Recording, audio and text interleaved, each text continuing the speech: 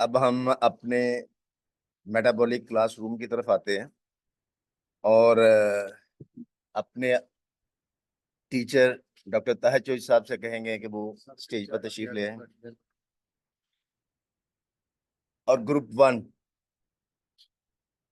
Doctor Abdussattar साहब और colonel साहब, प्लीज कर्नल साहब come on the stage and present your today's questions.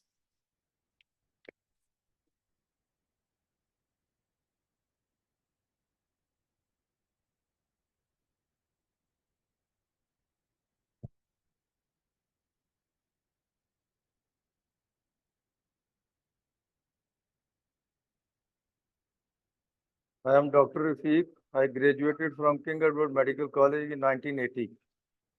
So I am attached with this family of physicians for the last 25 years.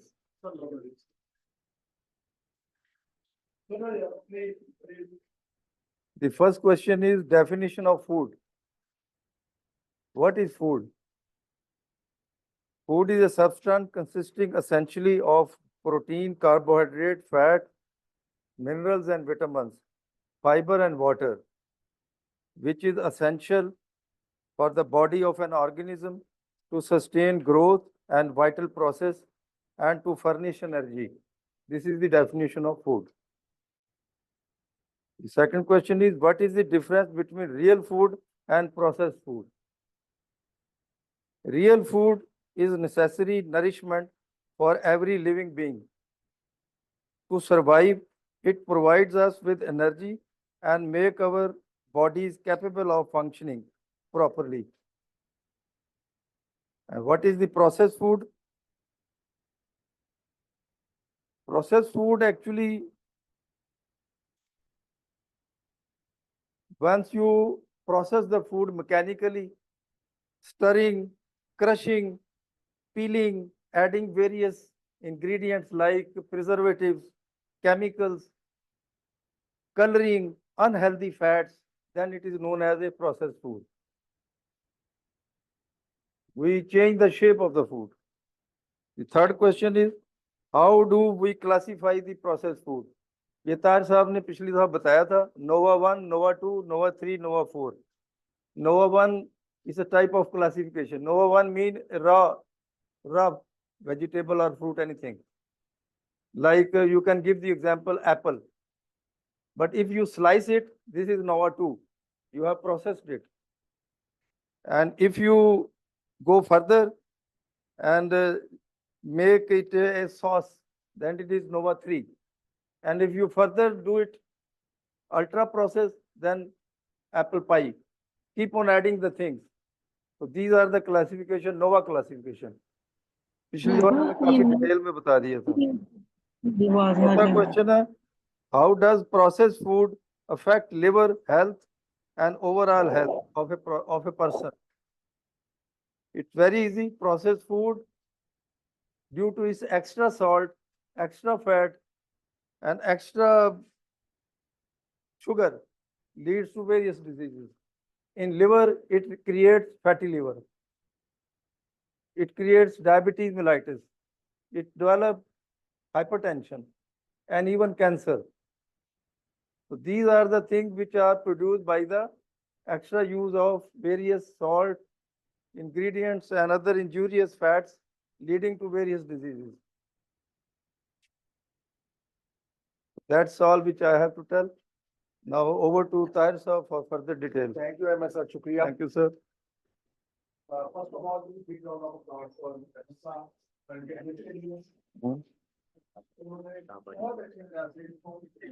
मतलब है कि हमने time period में जो कि उनको अलॉट किया गया था उसमें उन्होंने बड़े ही जबरदस्त तरीके से उसको एलैबोरेट किया और अब हम इसको थोड़ा सा डिटेल में देख लेते हैं.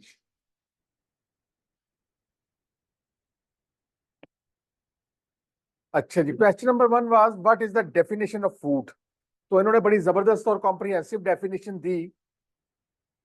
तो the most renowned dictionary in the world medical dictionary is the Webster dictionary.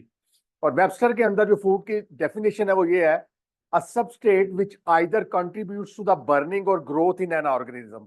या तो वो उसके अंदर बर्निंग करे, बड़ी सिंपल सी बात, या तो बर्निंग करे कि वो फूड जो है उसकी जो एटीपीज है उसको इस तरह से लेकर के चले कि उसमें सॉरी माइटोकॉन्ड्रिया को इस तरह से लेकर के चले कि उसमें lot of ATPs must be there. What is ATP? This is the currency of the cell with which a cell purchases work. उस रकम के साथ सेल अपना काम चलाता है, अपना जो उसको अपना डेली हाउस होल्ड के लिए चाहिए तो वो उसके लिए. तो this is a very simple sort of definition of food. It अब ये दो लफ्ज आपने याद रखने हैं. Food means, real food means burning और ग्रोथ. क्या तो बर्निंग करे या फिर उस ऑर्गेनिज्म की ग्रोथ करे. ठीक है, दोनों चाहिए ना हमें. अच्छा जी, अब आगे था.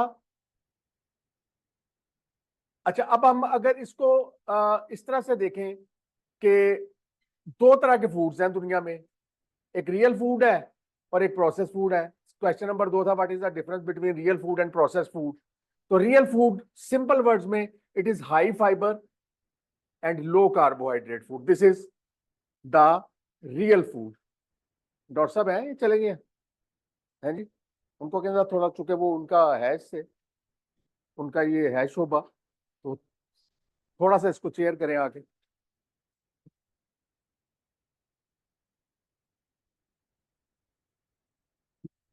नहीं, उधर उधर बिठाए ना सामने, ताकि उनको नजर भी आए. हाँ.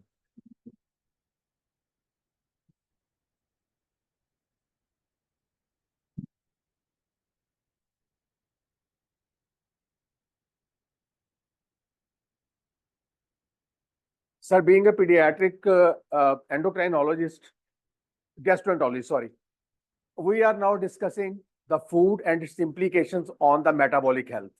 तो जो कुछ आपने बताया ये उसके करीब करीब है. So I would like to have your comments at the end of the presentations. ठीक है, तो हमने अपने 3 ग्रुप्स बनाए हुए हैं और हर ग्रुप को कुछ हमने क्वेश्चंस अलॉट किए हुए हैं. तो उन क्वेश्चंस को वो सॉल्व करते हैं और उसके बाद मैं उन क्वेश्चंस की थोड़ी सी एलैबोरेशन कर देता हूँ. That's our way of working over here. तो आपका इनपुट चाहिए होगा. तो फूड डेफिनेशन जो है हमने इनको बताई कि a substrate which either causes the burning or growth in an organism. Simple definition according to the Webster dictionary. ठीक है जी. 2 types of foods are there. Real food means high fiber and low carbohydrate food, while the processed food is exactly opposite. It is the low fiber, high carbohydrate food. Fibre क्यों निकाल लिया जाता है? वो इसलिए निकाल लिया जाता है कि you can't freeze the fiber. Fibre को आप फ्रीज नहीं कर सकते. तो प्रोसेस फूड के अंदर हमें लॉन्ग शेल्फ लाइफ चाहिए होती है. हमें ऐसा फूड चाहिए होता है कि जो कि फ्रीजर में पड़ा रहे और लंबा अरसा चले, उसकी शेल्फ लाइफ ज्यादा हो. तो process food, simple words, process food is a fiberless food. ठीक है, जैसे डॉक्टर साहब ने अभी बताया कि how important this fiber is for your gut health. ठीक हो गया जी. तो ये 2 तरह के फूड्स हो गए. Now what is the difference between a process food and a real food? The processed food has not enough of these 3 things and too much of these 8 things. Fiber, मैंने बताया fiberless होता है food. Omega-3 fatty acids which are heart healthy, anti-inflammatory and anti-Alzheimer, and this comes from the wild fish, not from the farm fish. क्या मछली खाने से omega-3 मिलता है? मछली खाने से omega-3 मिलता है? हाँ जी. No, this is not from the fish. This is from the algae which the wild fish eats. That is the source of omega-3, not the fish itself. Fish का सिर्फ इतना सा काम है तो समंदर में से एल्गी खाएगी, उसके अंदर ओमेगा-3 है और फिर उस मछली में वो ट्रांसफर होंगे, तो फिर वो मछली जो है हमें ओमेगा-3 जो है ना वो देगी. And this is only possible with the wild fish, जिसे दरियाई मछली कहते हैं, not from the farm fish, क्योंकि दैट इज कॉर्न फेड. उसमें कॉर्न डाली जाती है, उसके अंदर एल्गी नहीं डाली जाती. ठीक हो गया जी. फिर माइक्रो न्यूट्रिएंट्स नहीं होते, vitamin, minerals, flavonoids, biotin extra, ये इसमें से निकाल लिए जाते हैं. Too much of trans fats. Trans fats, अब चूंकि एफडीए ने ट्रांस फैट्स को हेल्थ हैजर्ड और हार्ट डेंजरस करार दे दिया है, तो ट्रांस फैट्स अब हमारी जो खुराक है उसमें से निकलते जा रहे हैं। फिर branch chain amino acid, leucine, isoleucine, valine, these are the essential amino acids which have to be taken from outside, but branch chain amino acids are only taken, these are mainly the ingredients of our all the protein powders. जितने भी protein powders आजकल जो शौक चढ़ा हुआ है बच्चों को भी प्रोटीन पाउडर्स लेने का, तो उसमें ब्रांच चेन अमाइनो एसिड्स होते हैं. So they are good enough if you are a body builder, but if you are a mere model like doctor Tariq Mahmood Mian, where it will go? It will go directly into your liver. It will cause the fatty liver disease. It will cause the de novo lipogenesis, new fat formation, and then all the unhealthy consequences which are related to that we will discuss in a short while. So branch chain amino acids सिर्फ उन लोगों को लेने हैं जो कि gym exercise करते हैं, मसल बिल्डिंग कर रहे हैं. वो लोग जो सिर्फ वॉक करते हैं, हमारी उम्र के लोग हैं जो कि स्टर्नस एक्सरसाइज या मसल ट्रेनिंग नहीं करते, they are not meant for them. ठीक हो गया जी. प्रोसेस फूड में ज्यादा डाले जाते हैं जी. अच्छा जी, एडिटिव्स. एडिटिव्स मुख्तलिफ कलर्स हैं, लाल रंग, नीला रंग, पीला रंग, और ये आपको पता है सारे ही कार्सिनोजेनिक है. कोई भी, और पाकिस्तान के अंदर it is hard to believe कि किसी भी कैंडी के अंदर, केक के अंदर, किसी भी चीज के अंदर आपको फूड ग्रेड ये जो है एडिटिव्स मिले. This is not possible at all. आगे जी, emulsifiers. What are the emulsifiers? Emulsifiers are the substances which hold fat and water together. So these are being used in ice creams. These are used in ice creams. This is because the ice cream is ice cream as a result of the emulsifier. What is the simple definition of an emulsifier? Emulsifier वैसे basically होता क्या? This is basically the detergent. Emulsifier is basically the class of detergent. So when you take these emulsifiers, it chips off the mucin layer from your gut linings, causes ulcers, causes the spike in your blood glucose level because that temporary barrier is gone, and you may end up with all the gut problems and ulcers and so, all that. Then salt. We are supposed to use 6.9 gram of salt per day. We use 6.9 gram of salt per day while our actual need is 2.3. Allowance to have a 2.3 gram ka hai, but we use this much salt, and this is the extra salt which is put in your processed food. Then nitrates और processed red meat, जितना भी processed red meat है जो आपको फ्रिजों में लगा हुआ मिलता है और मुख्तलिफ किस्म के बड़े बड़े स्टोर्स के अंदर मिलता है, that is a source of colon cancer. Colon cancer. Then sugar, the devil in the carnet. 74% items from our food supply have added sugar, either sucrose or high fructose corn syrup. 74% items of your grocery stores are spiked with added sugar. तो ये difference आ गया जी process food का और real food का. How do you classify? इसकी बात हुई जी जी जी जी जी जी. Cleave नहीं कर सकता. ठीक है जी. ये डालते हैं, इसलिए डालते हैं कि ये हाईली एडिक्टिव है जी. आप जब वो चीज खाएंगे तो आपका दिल करेगा और खाएगा जी. अच्छा जी, वो ये जो मियां साहब कह रहे हैं, मैंने स्लाइड ये स्किप की थी, अगर आप ये देखें तो शुगर इंडस्ट्री की ग्रोथ हुई है जब ये प्रोसेस फूड आया आफ्टर द वर्ल्ड वार 2. कुछ देर के लिए स्टेबलाइजेशन रही, लेकिन 1975 में जब अमेरिकन मार्केट को हाई फ्रुक्टोज कॉर्न सिरप ने हिट किया है, तो उस वक्त से लेके फिर नतीजा क्या निकला? This is the result. 56% of the food sold in America is ultra processed food, accounts for 62% of the sugar in the American diet and 67% of the sugar in kids diet. और कोको कोला का ये scandal था जिसे मैं cocoa Cola controversy कहा करता हूं अक्सर. Coca Cola was caught funding the scientist and doctors जो कि लेक्चर्स में ये बताते थे कि कोको कोला सेहत के लिए मुज़िर नहीं है. तो ये उनके खिलाफ बहुत बड़ा स्कैम था, और इसके अलावा भी बड़े स्कैम दूसरी जितनी भी फूड कंपनीज हैं, इन्होंने FDA से भी अप्रूवल्स ली, इन्होंने मुख्तलिफ मेडिकल और कॉलेजेस और यूनिवर्सिटीज के अंदर लेक्चर्स करा के लोगों को ये बावर कराया कि ये हाँ बिल्कुल हेल्दी है बच्चों के लिए, और वहां पे फंडिंग की और वहां पे अपने फाउंटेन्स लगाए अपनी सेल के लिए।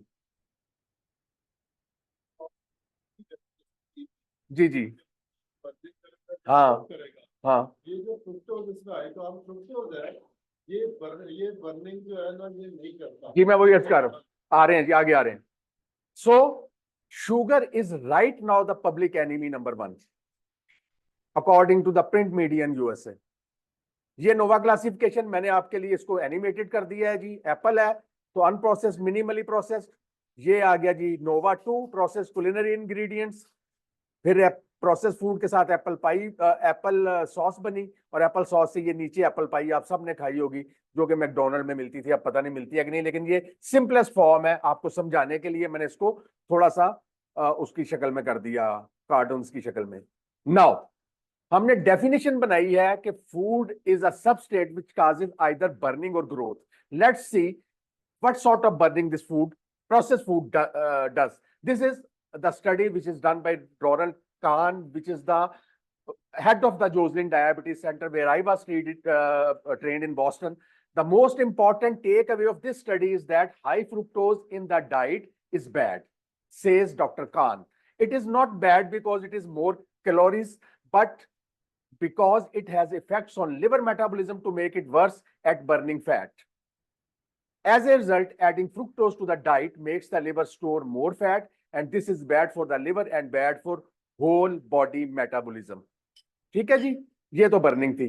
बर्निंग क्यों नहीं करता कि 3 फैट्स हैं जो कि सॉरी 3 एंजाइम्स हैं माइटोकॉन्ड्रिया में, मैं इसकी डिटेल में नहीं जाऊंगा वरना बायोकेमिस्ट्री शुरू हो जाएगी।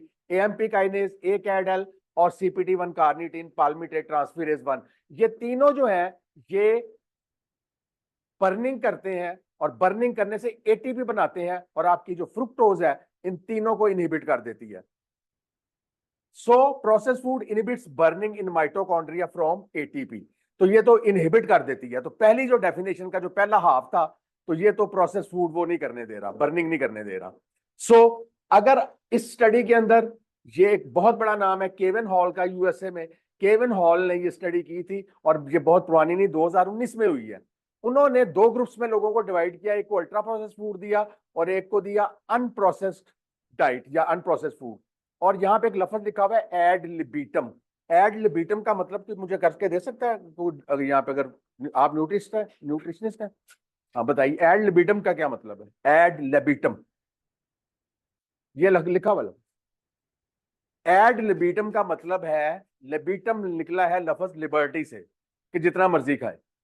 ठीक है जी, प्रोसेस फूड वाले, अल्ट्रा प्रोसेस वाले जितना मर्जी खाएं, और उधर से अनप्रोसेस वाले जितना मर्जी खाएं। तो पता चला कि जो अनप्रोसेस फूड खाते हैं they take 500 calories less as compare to the ultra process food daily. क्यों?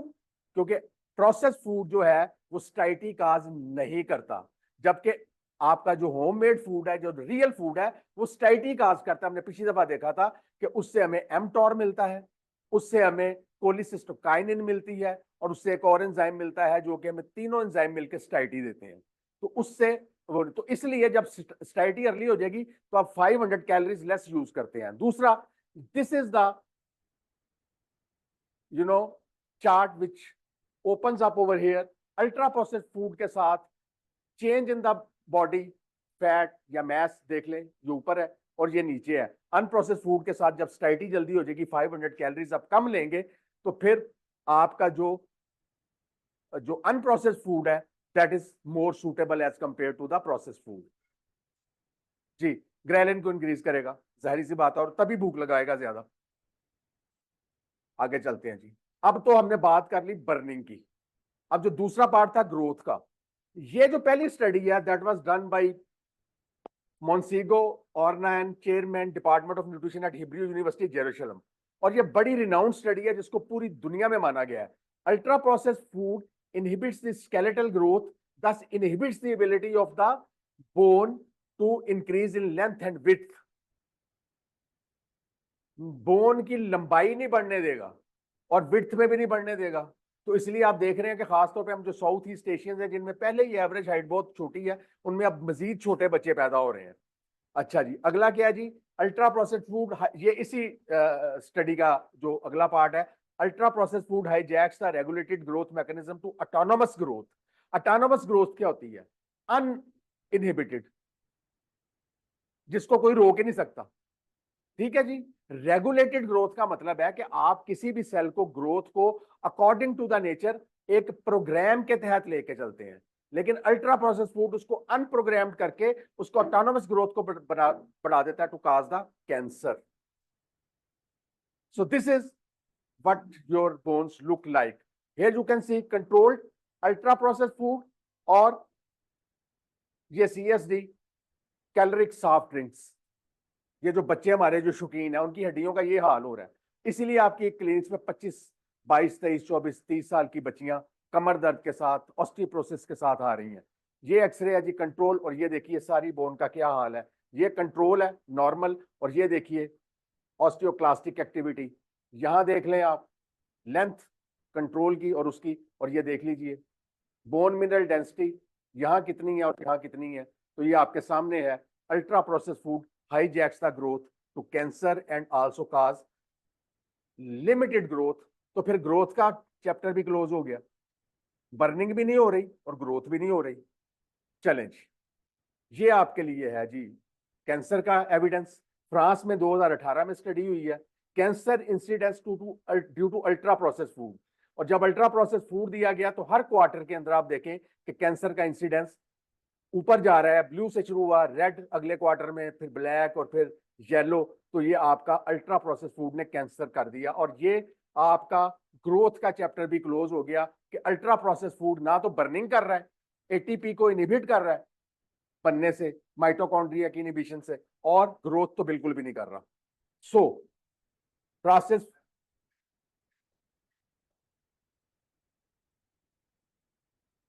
सर शुरू में डेफिनेशन बता दी, शुरू में अल्ट्रा प्रोसेस फूड और प्रोसेस फूड का भी बता दिया। हर वो चीज सिंपल आसानी से जी उन्होंने कहा जी अल्ट्रा प्रोसेस प्रोसेस फूड है क्या? Every food which comes with 3 B's। B bar जो बार लगी होती है, bar code, bar, boxes and bags. जो इन 3 चीजों में पैक्ड है वो प्रोसेस्ड है। फूड के ऊपर आपने कभी बार कोड लगा देखा है? माल्टे या ये जो तरबूज पड़े हैं किसी बॉक्स में हो? जी जी जी, प्रोसेस तो होगा, वो प्रोसेस तो होगा, लेकिन उसके अंदर, उसके ऊपर हम आगे आएंगे, उसमें फाइबर मौजूद है। ठीक है जी, उसके अंदर फ्रुक्टोज नहीं है। हंडिया में फ्रुक्टोज तो नहीं आएगा ना, उसमें चीनी तो नहीं डल रही। ठीक है ना जी। ये प्रोसेस फूड उसकी बात हो रही है जो कि फूड पांडा के जरिए आता है, जो कि KFC पे, मैकडोनल्ड पे मिलता है। ठीक है जी।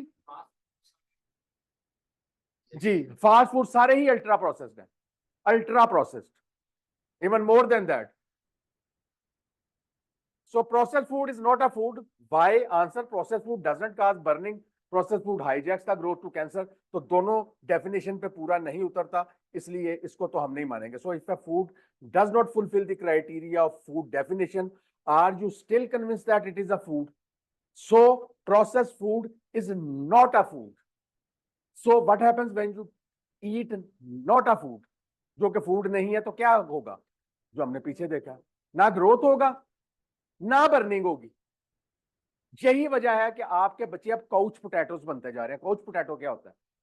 खाया, उधर ही लेट गए और उधर ही सो गए, ना वो ग्राउंड जाने को तैयार है। माएँ कहती रहती हैं कि बेटा 7 मस्जिद नमाज पढ़ने चले जाओ, वो नहीं उठने को तैयार। फिर मैंने पिछली दफा बताया था कि ये बिहेवियरल इशू नहीं है, हमने उनको मुर्दे इल्जाम नहीं ठहराना। उनकी बॉडी लेप्टिन रीट नहीं कर रही due to this ultra process food, इसलिए ना तो उनकी स्टाइटी हो रही है। ठीक है जी, उनके अंदर इंसुलिन टॉप पे है, इंसुलिन ऊपर चली गई है।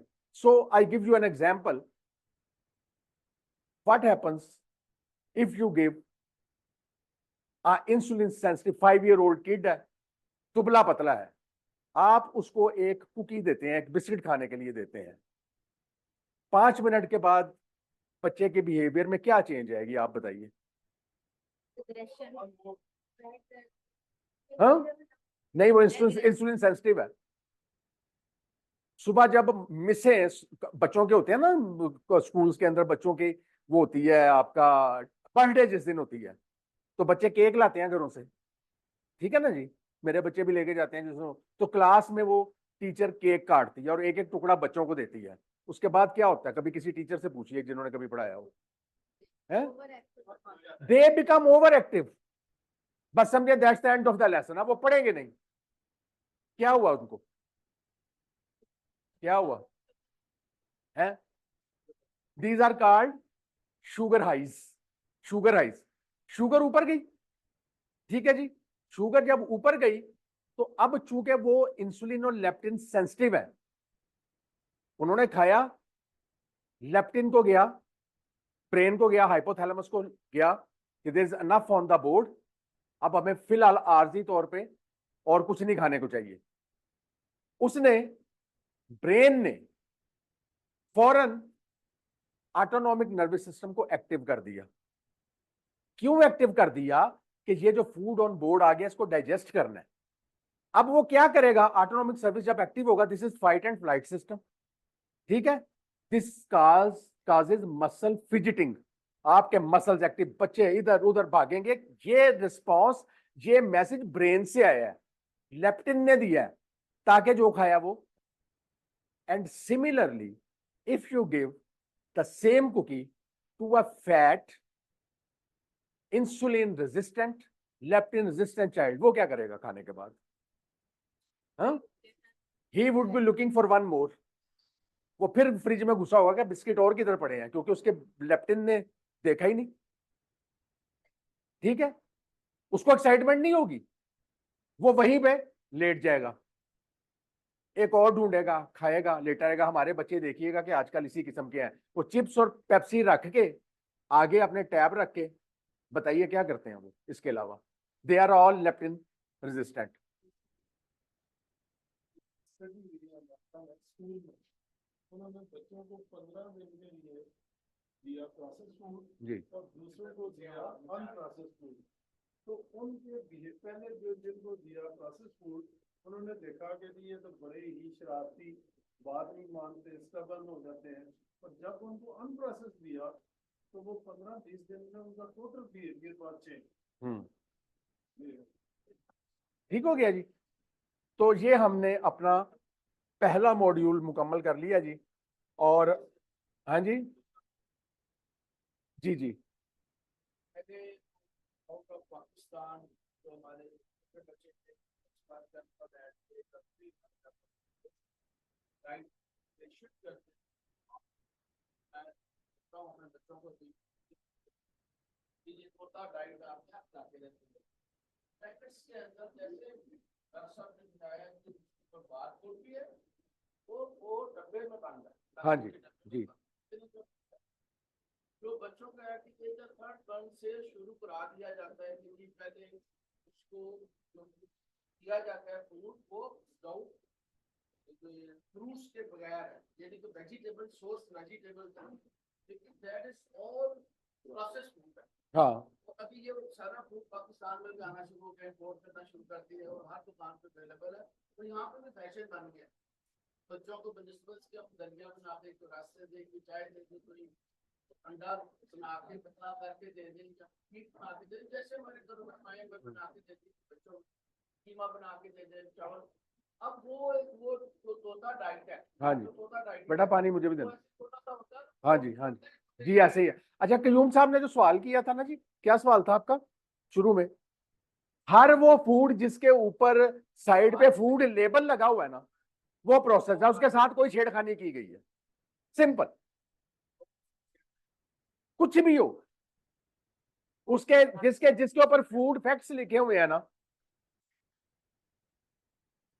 अल्ट्रा प्रोसेस्ड, अल्ट्रा प्रोसेस्ड है, ठीक है।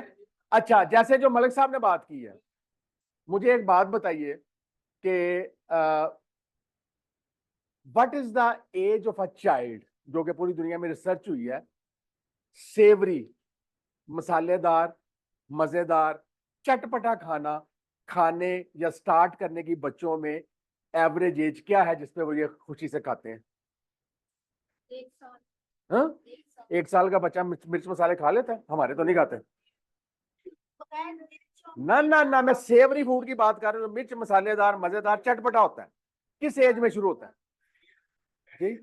10, मीडियन 13 ईयर्स, 13 साल की उम्र में बच्चा जो है ना वो सेवरी फूड की तरफ आता है।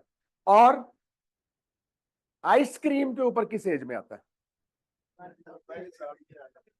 पहले 6 महीने के अंदर अंदर। आप किसी 2 या 3 4 माह के बच्चे के मुंह को जरा आइसक्रीम का कप लगा के देखें,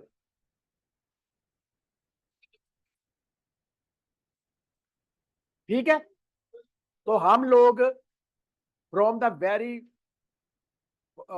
फर्स्ट 3 मंथ्स में ही हम बच्चों को मीठी चीजें, और हमारे जितने फार्मूला मिल्क है they are spiked with extra sugar, जितने फार्मूला मिल्क है उनके अंदर ब्रांच चेन अमाइनो एसिड्स हैं। ये जो दावा किया जाता है कि जी बच्चे फूलते बड़ा है फलां पी के, मैं नाम नहीं लेना चाहता, ठीक है, फलां पी के, वो किस तरह से फूलते हैं? High sugar, trans fats, branch chain amino acids. अब वो बच्चे तो एक्सरसाइज नहीं करते, वो ब्रांच चेन अमाइनो एसिड किधर जाएंगे? वो जाएंगे उनके लिवर के अंदर। इस वजह से बच्चे फूल के मोटे होते हैं। माएं समझ रही हैं कि हेल्दी हो रहा है, बच्चे का जिगर खराब हो रहा है।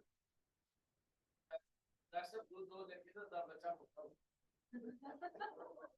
तो आता नहीं है टीवी पे रोज इश्तेहार आता है। ये सारे मिथ जो है वो डीबंक करने वाले हैं, जो हमें फार्मा इंडस्ट्री या फूड इंडस्ट्री कभी नहीं करने देगी। लेकिन आप डॉक्टर ये चीजें समझ लें, मैं साइंटिफिक इसका प्रूफ दे रहा हूं आपको, और आपको बता रहा हूं कि सेलुलर लेवल पे होता क्या है। जी बताइए जी, सिरिलैक में क्या चीज है पहले ये बताइए। ठीक है, अब सिरिलैक डब्बे में पैक हो गए, bar code fact nutritional facts लग गए, अब ये हो गया प्रोसेस। आपने गंदम ही देनी है ना, तो खुद दे लें बना के, उसका दलिया खुद बना लें। फिर जब आप फूड खुद तैयार करेंगे तो इंग्रेडिएंट कंट्रोल कर सकेंगे, ठीक है? स्मूदी बनाई, जो शुगर वाला है घर में उसको आप फीका दे देते हैं, जो कम मीठा पसंद करते हो कम दे देते हैं, आपके कंट्रोल में है। इसीलिए please encourage the cooking of food at Holmes. आसानी अगर मदर नहीं वो तो फिर वो अलग सी बात है, आसानी क्या, ठीक हो गया जी, आगे चलेंगे। जिन्होंने फील्ड पे काम नहीं किया, अक्सर माएं पूछती हैं कि 4 माह से या किसी कब बिलिंग करानी, 6 मंथ का करने नहीं करानी। और सेकंड ये है कि हमें काली साहब ने बताया था कि ब्लीच जो है वो कोशिश करें 1 साल के बाद शुरू। तो इसको पहले राइस शुरू कर दें, दूध सारा शुरू कर दें, अंडा शुरू कर दें, हाँ जी। बाकी सारे कर दें। लेकिन नेस्ले वालों ने हमें कन्विंस करवा दिया है कि अगर आपका बच्चा सिरिलैक या नेस्ले बुनियाद का दूध नहीं पिएगा तो उसकी बुनियादें कमजोर रह जाएंगी, ठीक है नहीं? और आप मुझे यहाँ पे बैठे हुए लोग बता दें कितने लोगों ने नेस्ले बुनियाद या सिरिलैक खाया हुआ है। माशाल्लाह आप सारे हाई फाई डॉक्टर्स हैं, ज़हनी और जिस्मानी तौर पे आप माशाल्लाह टॉप ऑफ द वर्ल्ड है, ठीक है? तो ये चीजें, ये फूड गिमिक्स है। तो मैंने आपको ये बताया कि जो फूड, वो कह रहे हैं जी मोटा होता है बच्चा। एक बात हमेशा याद रखिएगा कि देयर आर 4 सबस्ट्रेट, 4 फूड ऐसे हैं जो कि कभी इंसुलिन स्पाइक नहीं देते। 4 फूड्स हैं जी। एक तो फ्रुक्टोज है जी। ये 4 food have one thing in common, they don't raise your blood glucose level. और जब ब्लड ग्लूकोज लेवल हाई नहीं होगा तो फिर उस तरफ से इंसुलिन भी नहीं आएगी। फ्रुक्टोज, जी मियां साहब आगे। फैट, ट्रांस फैट्स स्पेसिफाई कर देते हैं, ट्रांस फैट्स। आगे जी, मियां साहब ने पढ़े हुआ है सारा जी। अल्कोहल,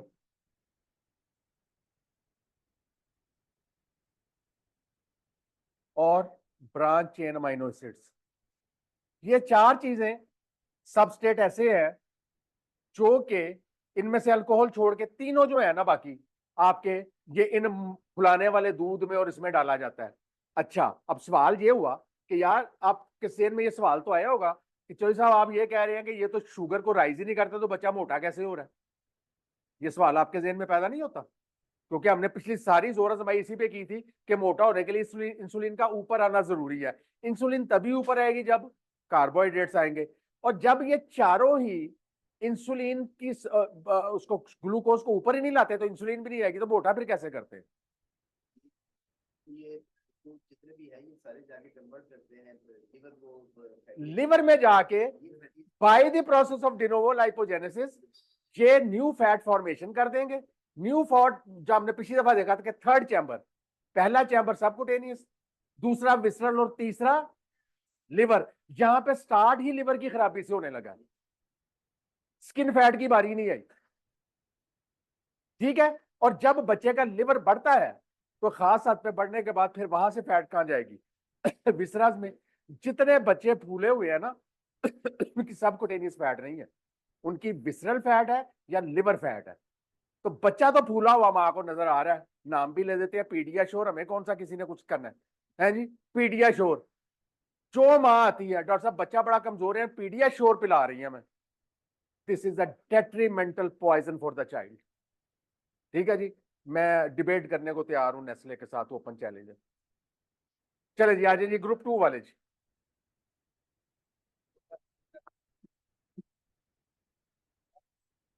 क्या 4 लाख चलेंगे?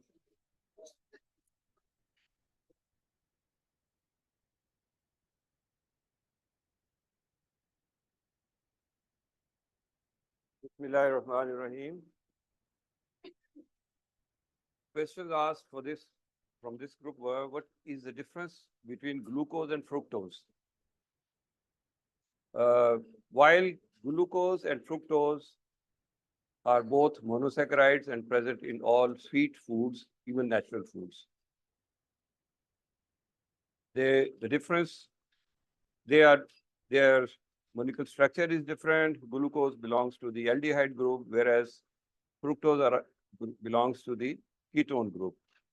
The glycemic index of glucose is 100, whereas the glycemic index of fructose is 23. That means the glycemic index of glucose is much higher, about 4 times higher than fructose. And glucose is insulin dependent. There is a feedback mechanism where insulin wants to increase the glucose level, and the suppression of insulin would give rise to satiety. But the absorption of fructose from the gut is not dependent on insulin levels. It is absorbed directly from the gut, and other than liver, the other organs cannot metabolize. It is carried to the liver where it is deposited, and if needed, it can be metabolized from the liver in case of energy crisis. Otherwise, it is converted into fat. And excess of glucose absorption would lead to subcutaneous fat, whereas fructose would lead to fat in the liver and the visceral fats. That was the first question, which we tried to work up the answer. Second was, have you ever heard the name of high fructose corn syrup? Yes, we have. And the brands may be different, but usually it contains 45 to 55% of fructose. The rest of it is glucose and water. So people who are adding high fructose corn syrup to their food are consuming a lot of fructose.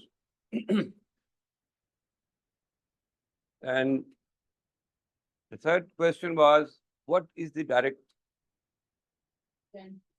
Can fructose lead to hampered bone growth and osteoporosis? Yes, it can. Tharbai just explained in detail, but fructose inhibits osteogenesis, whereas it promotes the resorption of bone and damages the trabecular bone, leading to osteoporosis and increasing the risk of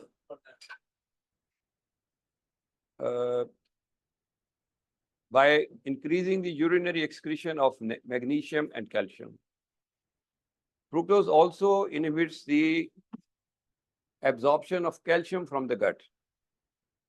you all know that taking is carbonated drinks, whatever they are, either they are 7-Up or Coke or Pepsi, that inhibits the absorption of calcium from the food, thereby leading to a deficiency. And it also decreases bone formation by decreasing the osteoblastic activity, fructose. So what is the direct relationship of ultra processed food to cancer? Well, आपके पास है इसका answer? So may increase the risk of cancer. Yes, it does increase. I think Dr. Tahir Chaudhary just explained. इनके तो आखिरी दो थे cancer को देखते हुए यहाँ पर बोन ग्रोथ और कैंसर की हमने He has already explain आपको has also already been कर दिया। explained. ठीक है, thank you very much sir, जबरदस्त। आपके जो पहले दो थे वो तो पहले वाले हमारे मॉड्यूल में कवर हो गए ना, तो अब हमने सिर्फ आपका जो पहले दो क्वेश्चन है उनका आंसर हमने करना है। अच्छा, मैं रिक्वेस्ट करूंगा कि जो भी हमारे ग्रुप लीडर्स यहाँ पे आ रहे हैं ना, जब हमें ये इसकी प्रेजेंटेशन स्किल्स की ट्रेनिंग दी गई ना टर्की में, तो इंग्लैंड से आई थी टीम जिसने हमें ट्रेन किया था, कुछ प्रेजेंटर्स को पाकिस्तान से भी और पूरी दुनिया से 50 लोगों को। तो पहला जो सबक पढ़ाया गया था प्रेजेंटेशन का वो ये था कि प्रेजेंटर का जो मुखातिब है वो सबसे आखिर में बैठा हुआ बंदा होता है, फ्रंट सीट वाले नहीं होते। पहला असूल ये याद रखना, ठीक है। अच्छा, ये तो हमें टर्की में बहुत बाद में पढ़ा, तो आपको याद होगा जो जितने भी लोग प्रोफेसर महमूद अली मलिक साहब के शागिर्द हैं उन्होंने कभी माइक यूज नहीं किया था, आपको याद है? और वो ये कहा करते थे कि मुझे माइक की जरूरत नहीं है, ठीक है। तो मैं उनका नहायत ही अदना सा तालिब इल्म हूं, तो मैंने भी ये सबक उनसे बहुत पहले सीख लिया था। यही वजह थी कि 50 कंट्रीज का जब वहां पे ट्रेनिंग हो गई तो एंड के ऊपर उन्होंने 50 कंट्रीज का कंपटीशन कराया कि उसके अंदर बेस्ट प्रेजेंटर कौन होंगे। तो अल्हम्दुलिल्लाह मैंने और डॉक्टर इम्तियाज हसन जो डिप वाले हैं हमने वो विन किया था।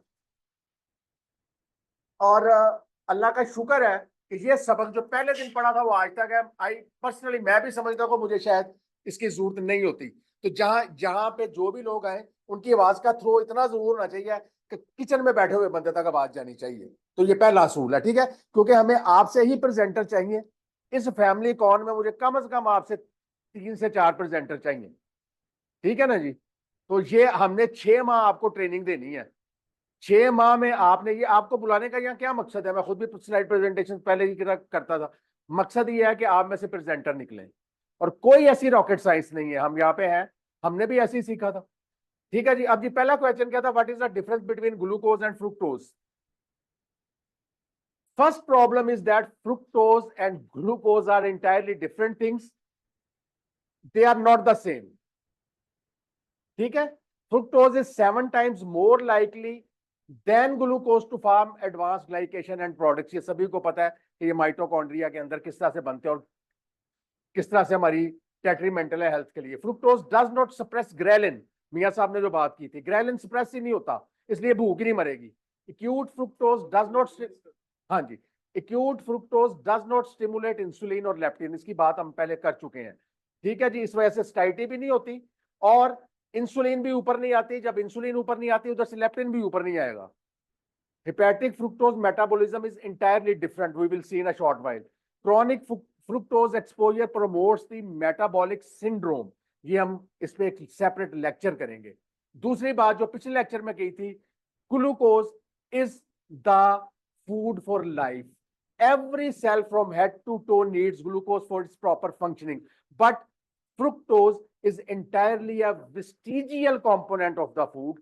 It doesn't give anything but the sweetness. इसके अलावा इसका कोई काम नहीं है कि इसमें मिठास देता है। इसके अलावा no cell in the body from fruit fly to humans, no organism needs fructose for its functioning. Fructose की जरूरत ही नहीं है बॉडी को।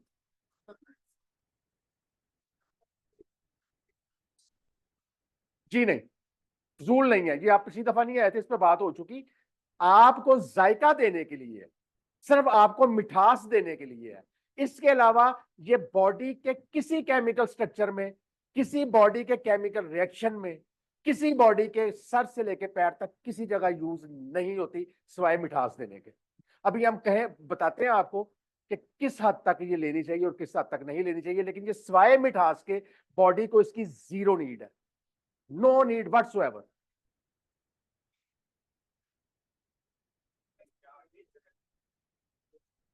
अच्छा, फिर वही बात आ गई जो ग्लैक्सोस डी का हमारे जेहन में है ना तस्वुर, कभी आप उसको ग्लास ऑफ पानी लें वाटर का, उसमें ऐड करें और पी के देखें वो कितना मीठा है फ्रुक्टोज के बगैर। नहीं नहीं, प्योर ग्लूकोज नहीं है। आप उसका लेबल पढ़ के देखें, उसके अंदर और भी उसके ऊपर पता क्या लिखा हुआ है, कार्बोहाइड्रेट्स, बट विच कार्बोहाइड्रेट वो नहीं लिखा हुआ ऊपर। मैंने पिछली दफा बताया था कि sugar is sold in the world by 262 names, 262 नामों से बिकती है और उनमें से कोई ना कोई नाम आपको लेबल पे मिल जाएगा, लेकिन आप उसको नहीं अप्रिशिएट कर सकेंगे। डॉक्टर नहीं अप्रिशिएट कर सकते तो आम पब्लिक कैसे करेगी? 262 नेम्स फॉर शुगर। और मैंने आपसे कहा था जिसको ख्वाहिश हो 262 नाम याद करेंगे सीखने की, मुझसे लिस्ट ले ले। ग्लूकोज अकेला अवेलेबल नहीं है, ठीक है जी, ग्लूकोज अकेला अवेलेबल, ग्लूकोज नेचर में अकेला अवेलेबल नहीं है।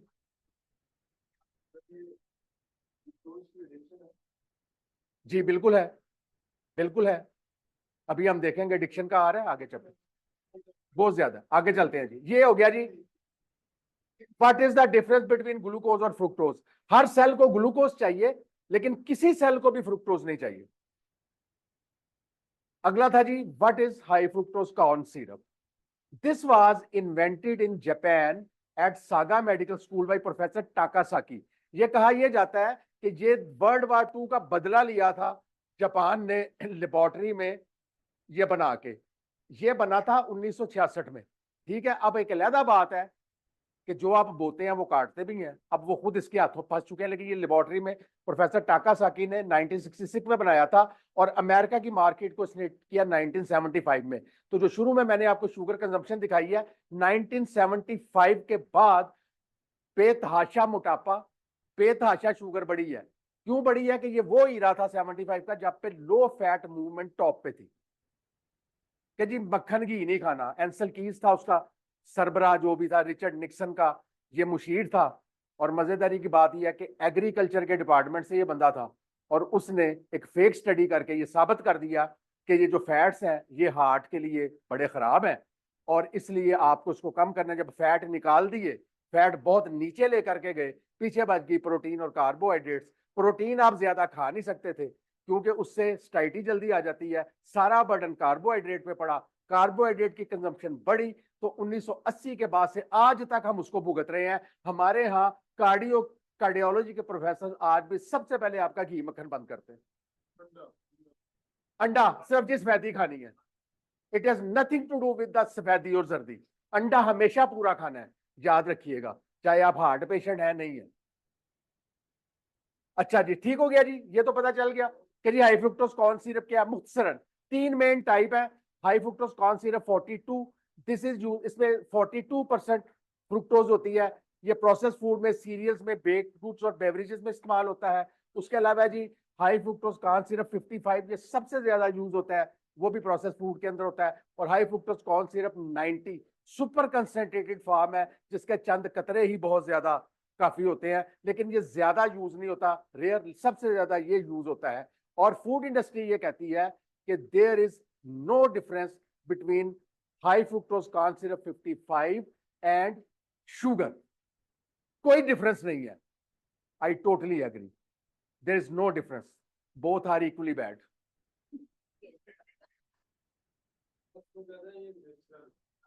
हाँ हाँ जी जी, सुपर कंसंट्रेटेड भी इसी में, मतलब फूड इंडस्ट्री में यूज होता है, लेकिन उसका इस्तेमाल रेयर है।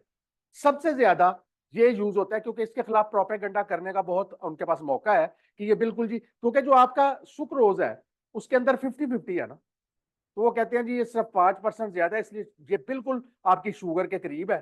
There is no difference whatsoever, they are both equal. Yes they are equal but equally bad. ये राइज ऑफ शुगर जिसकी मैंने अभी बात की थी, ये देखिए हाई फ्रुक्टोज कॉर्न सिरप के आने के बाद ये कहाँ गया, 1700 की दिहाई में 4 पाउंड शुगर पर पर्सन पर ईयर यूज होती थी। अगली सदी में 18 पाउंड हुई, 1900 में 90 पाउंड, और सन 2000 से लेके ऑनवर्ड 155 पाउंड्स ऑफ शुगर पर person per year. This is the current use of this sugar. और फिर ये शुगर, वही आपका जवाब, ये शुगर यहां से डेट्रीमेंटल है, यहां तो बहुत कम होती है। ठीक है जी, फ्रुक्टोज ज्यादातर, और इसमें देख लें ये बड़ी बोतल, ये उससे छोटी, ये केन, और उसकी शुगर, और इसके अंदर बड़ी मॉडेस्ट सी शुगर होती है। इसलिए फ्रूट्स आर हेल्दी, लेकिन उसकी भी एक मिकदार है, उसका तय्युन अभी करते हैं। तो उसके बाद फिर क्या हुआ, ये देखिए 1920 से लेके 1950 तक there was 1 obese in 30 adults. 30 adults में एक बंदा मोटा था। और फिर हाई फ्रुक्टोज कॉर्न सिरप के बाद क्या हुआ, 1 in 3 adults are obese, 1 in 30 adult से 1 in 3 हो गया। जो पहले 30 में से एक मोटा था, अब 3 में से एक मोटा है। सर हमने से डॉक्टर भी जाके कहते हैं यार मुझे 0 स्प्राइट दे दें जी, तो कोला दे दें, दे आर मोर डेट्रीमेंटल। हाँ जी, उसके ऊपर 0 कैलोरीज लिखा होगा, लेकिन उसके अंदर होगा हाई फ्रुक्टोज कॉर्न सिरप या maltodextrin, which is the most dangerous form of any sugar. हाँ जी,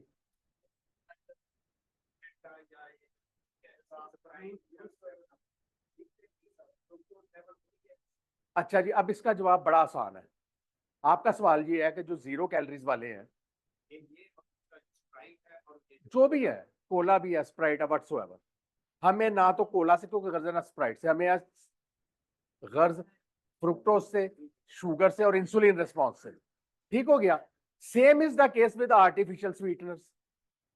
ठीक है जी, उस पर भी लिखा होता है 0 कैलोरीज, कोक पे भी लिखा हुआ 0 कैलोरीज। अब होता क्या है, आपने एक सिप लिया 0 कैलोरी ड्रिंक का, सिप लिया, जुबान के अंदर 5 जायकों के रिसेप्टर्स हैं। जैसे ही मिठास वाले जायके को वो मिठास पहुंची, either from the 0 calorie drink और फ्रॉम योर 0 कैलोरी स्वीटनर, तो फौरन ब्रेन को मैसेज चला गया कि something sweet is coming in. Hypothalamus से फौरन गया message via vagus nerve to the pancreas, insulin release हो जानी है। This is how your body tricks you.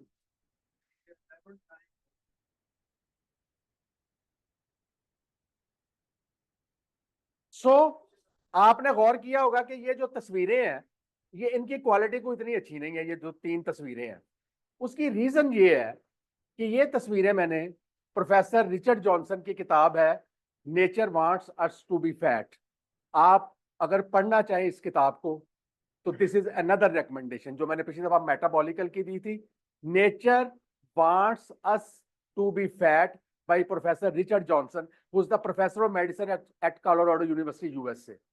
Very big name. इतना काम है कि हमारे सारे पाकिस्तान के रिसर्चर तो खैर कहना तो वो नहीं कर सकेंगे जो एक बंदे ने कर दिया हुआ है। और ये उसकी किताब से मैंने प्रिंट लिए हैं, मैंने किताब मंगवाई थी और उसके मैंने तस्वीरें खींच के यहाँ लगाई हैं।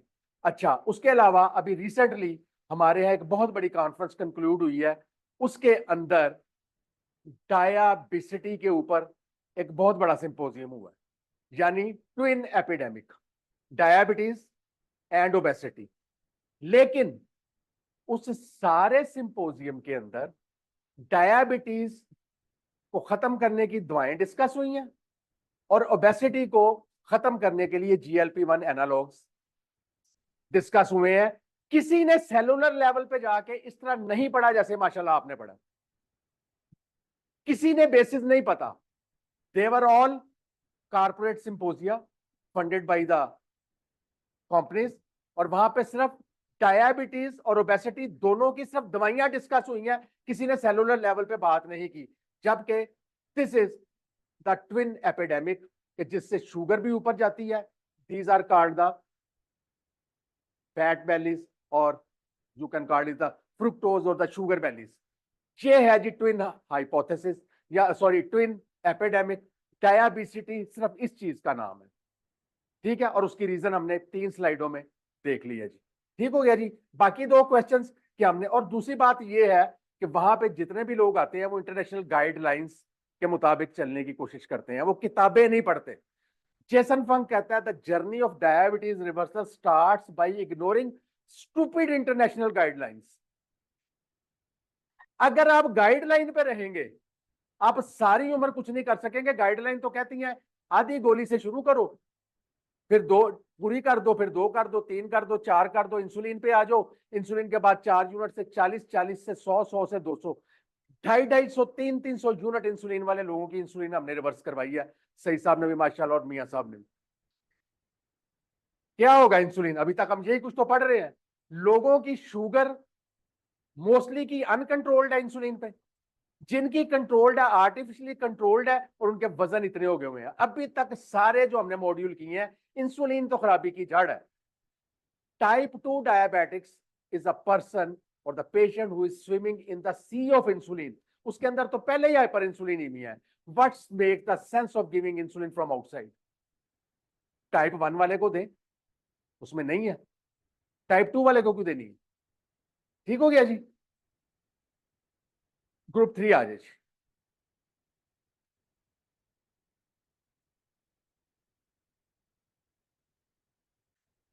बाजी अगले 15 मिनट में वी आर डन इंशाल्लाह। मैंने अब आज इसलिए एक मॉड्यूल कम रखा था जी। नहीं, वो एक लेक्चर पहले हुआ था, एक लेक्चर पहले हुआ।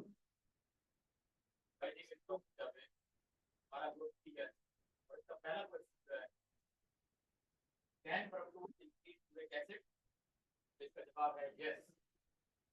और इसका दूसरा हिस्सा कैन इट प्रमोट गouty आर्थराइटिस, तो इसका जवाब भी है यस। तो अगला इसमें क्वेश्चन है if yes what is it's mechanism. तो जैसे चौधरी साहब ने फरमा दिया कि जो हम फ्रुक्टोज खाते हैं वो हमारी स्मॉल इंटेस्टाइन से अब्सॉर्ब होती है और सीधा लिवर में चली जाती है। तो लिवर में एक एंजाइम होता है फ्रुक्टोज काइनेज, वो उस फ्रुक्टोज को कन्वर्ट कर देता है फ्रुक्टोज 1 मोनोफॉस्फेट में। ये काज करती है डिप्लीशन ऑफ एटीपी की and production of cyclic AMP which causes increased level of inosine monophosphate which causes inositol, uric acid। Inositol monophosphate, inositol monophosphate जी। तो इससे जो है यूरिक एसिड का लेवल बढ़ जाता है। इधर से हमारा पेशेंट या जो भी है वो फ्रुक्टोज ज्यादा खाता रहता है। जैसे चौधरी साहब ने फरमाया कि बर्निंग तो हो नहीं रही, वो लिवर में जाकर उस प्रोसेस के थ्रू फ्रुक्टोज काइनेज के थ्रू वो इनोसिटोल मोनोफॉस्फेट में कन्वर्ट होकर यूरिक एसिड बढ़ा रही है। मरीज हमारे पास आता है, हम मरीज का जो है गोश्त मना करते रहते हैं, हम उनको ये फ्रूट या फ्रूट जूस मना नहीं करते, जिसकी वजह से इस प्रोसेस। एक्सीलेंट जी, एक्सीलेंट एक्सीलेंट। हमारा दूसरा क्वेश्चन है can ultra processed food B addictive like alcohol. तो इसका जवाब है yes but it mimics like alcohol like addictive. Exactly तो उस तरह नहीं होती, लेकिन उस तरह के सिम्टम उसमें पैदा होते हैं। होता ये है कि इसमें जो हमारे हाई शुगर लेवल होता है और ट्रांस फैट होते हैं, और इसमें जो हमारा जो एंटरटेनमेंट एडिक्टिव पैटर्न बन जाता है, विथड्रॉवल इफेक्ट्स होते हैं, उसकी वजह से डोपामाइन पैदा होती है और जो ये काज करती है एडिक्शन लेवल की। वही हमारे चौधरी साहब इसके बारे में डिटेल बताएंगे। तीसरा क्वेश्चन ये है what are the 2 time tested and research strategies to promote good health and avoid metabolic diseases when it comes to food choices। तो इसमें जो हमारे चौधरी साहब में पढ़ाते रहते हैं, सबसे बेहतरीन जवाब इसका ये है कि cut carbohydrate, prioritize protein and fill with the good and healthy fats. तो हम होल ग्रेन्स लें, रॉ वेजिटेबल्स लें और एवोकाडोस लें, बीन्स लें और सलाद लें, और हम सरसों का तेल लें कोकोनट ऑयल लें, ओलिव ऑयल लें, मक्खन लें, देसी घी लें और प्रोसेस्ड फूड से हम इस्तेमाल करें। हमारा चौथा क्वेश्चन था, is your group convinced that the fruit and the honey are natural food sources, so they can be used liberally liberally in freely? तो इसके बारे में हमारे जो ग्रुप ने यही फरमाया है कि ये फ्रूट एंड वेजिटेबल जो है, ये फ्रूट एंड हनी, ये है तो नेचुरल स्वीटनर है, लेकिन इनको एक लिमिट तक लेना चाहिए। ज्यादा लेने से इससे भी हमारी डायबिटीज हो जाती है, मेटाबॉलिक डिजीज होती है, फिर वो कैंसर तक चला जाता है। तो रिसर्च में ये साबित हुआ है कि एक नॉर्मल आदमी जिसके अंदर वो बाकी मैकेनिज्म नहीं कर रहे हैं मेटाबॉलिक डिजीज के, तो वो 5 से 10 ml तक शहद ले सकता है, यानी कि 1 या 2 चमचे ले सकता है। तो इसका जवाब कंप्लीट हुआ। लेकिन मैं जो तीसरा सवाल है उसके बारे में थोड़ा सा ये कहूँगा कि जहाँ मैंने ये कहा कि हम फ्रूट्स लें, रॉ वेजिटेबल्स लें, वहाँ ये भी मैं अर्ज करूँगा कि हम अपने स्लीप पैटर्न को भी नॉर्मल रखें, हम प्रॉपर एक्सरसाइज करें, और आखिरी बात है कि हम स्ट्रेस मैनेजमेंट करें। स्ट्रेस मैनेजमेंट करने से भी ये हमारे जो मेटाबॉलिक डिजीज हैं वो कम होती है। आखिरी अर्थ ये है कि हम मुआफ करना सीखें, हम दरगुजर करना सीखें।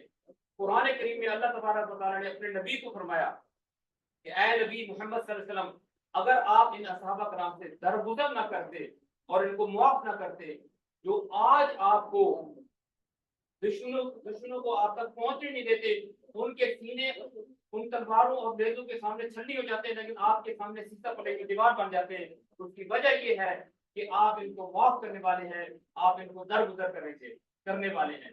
तो ऐसे ही ये स्ट्रेस मैनेजमेंट वक्त करेंगे, लोगों को, रिश्तेदारों को, अपने गली वाले मोहल्लों को माफ करेंगे, तो हम भी मेटाबॉलिक डिजीज से बचे रहेंगे। जबरदस्त।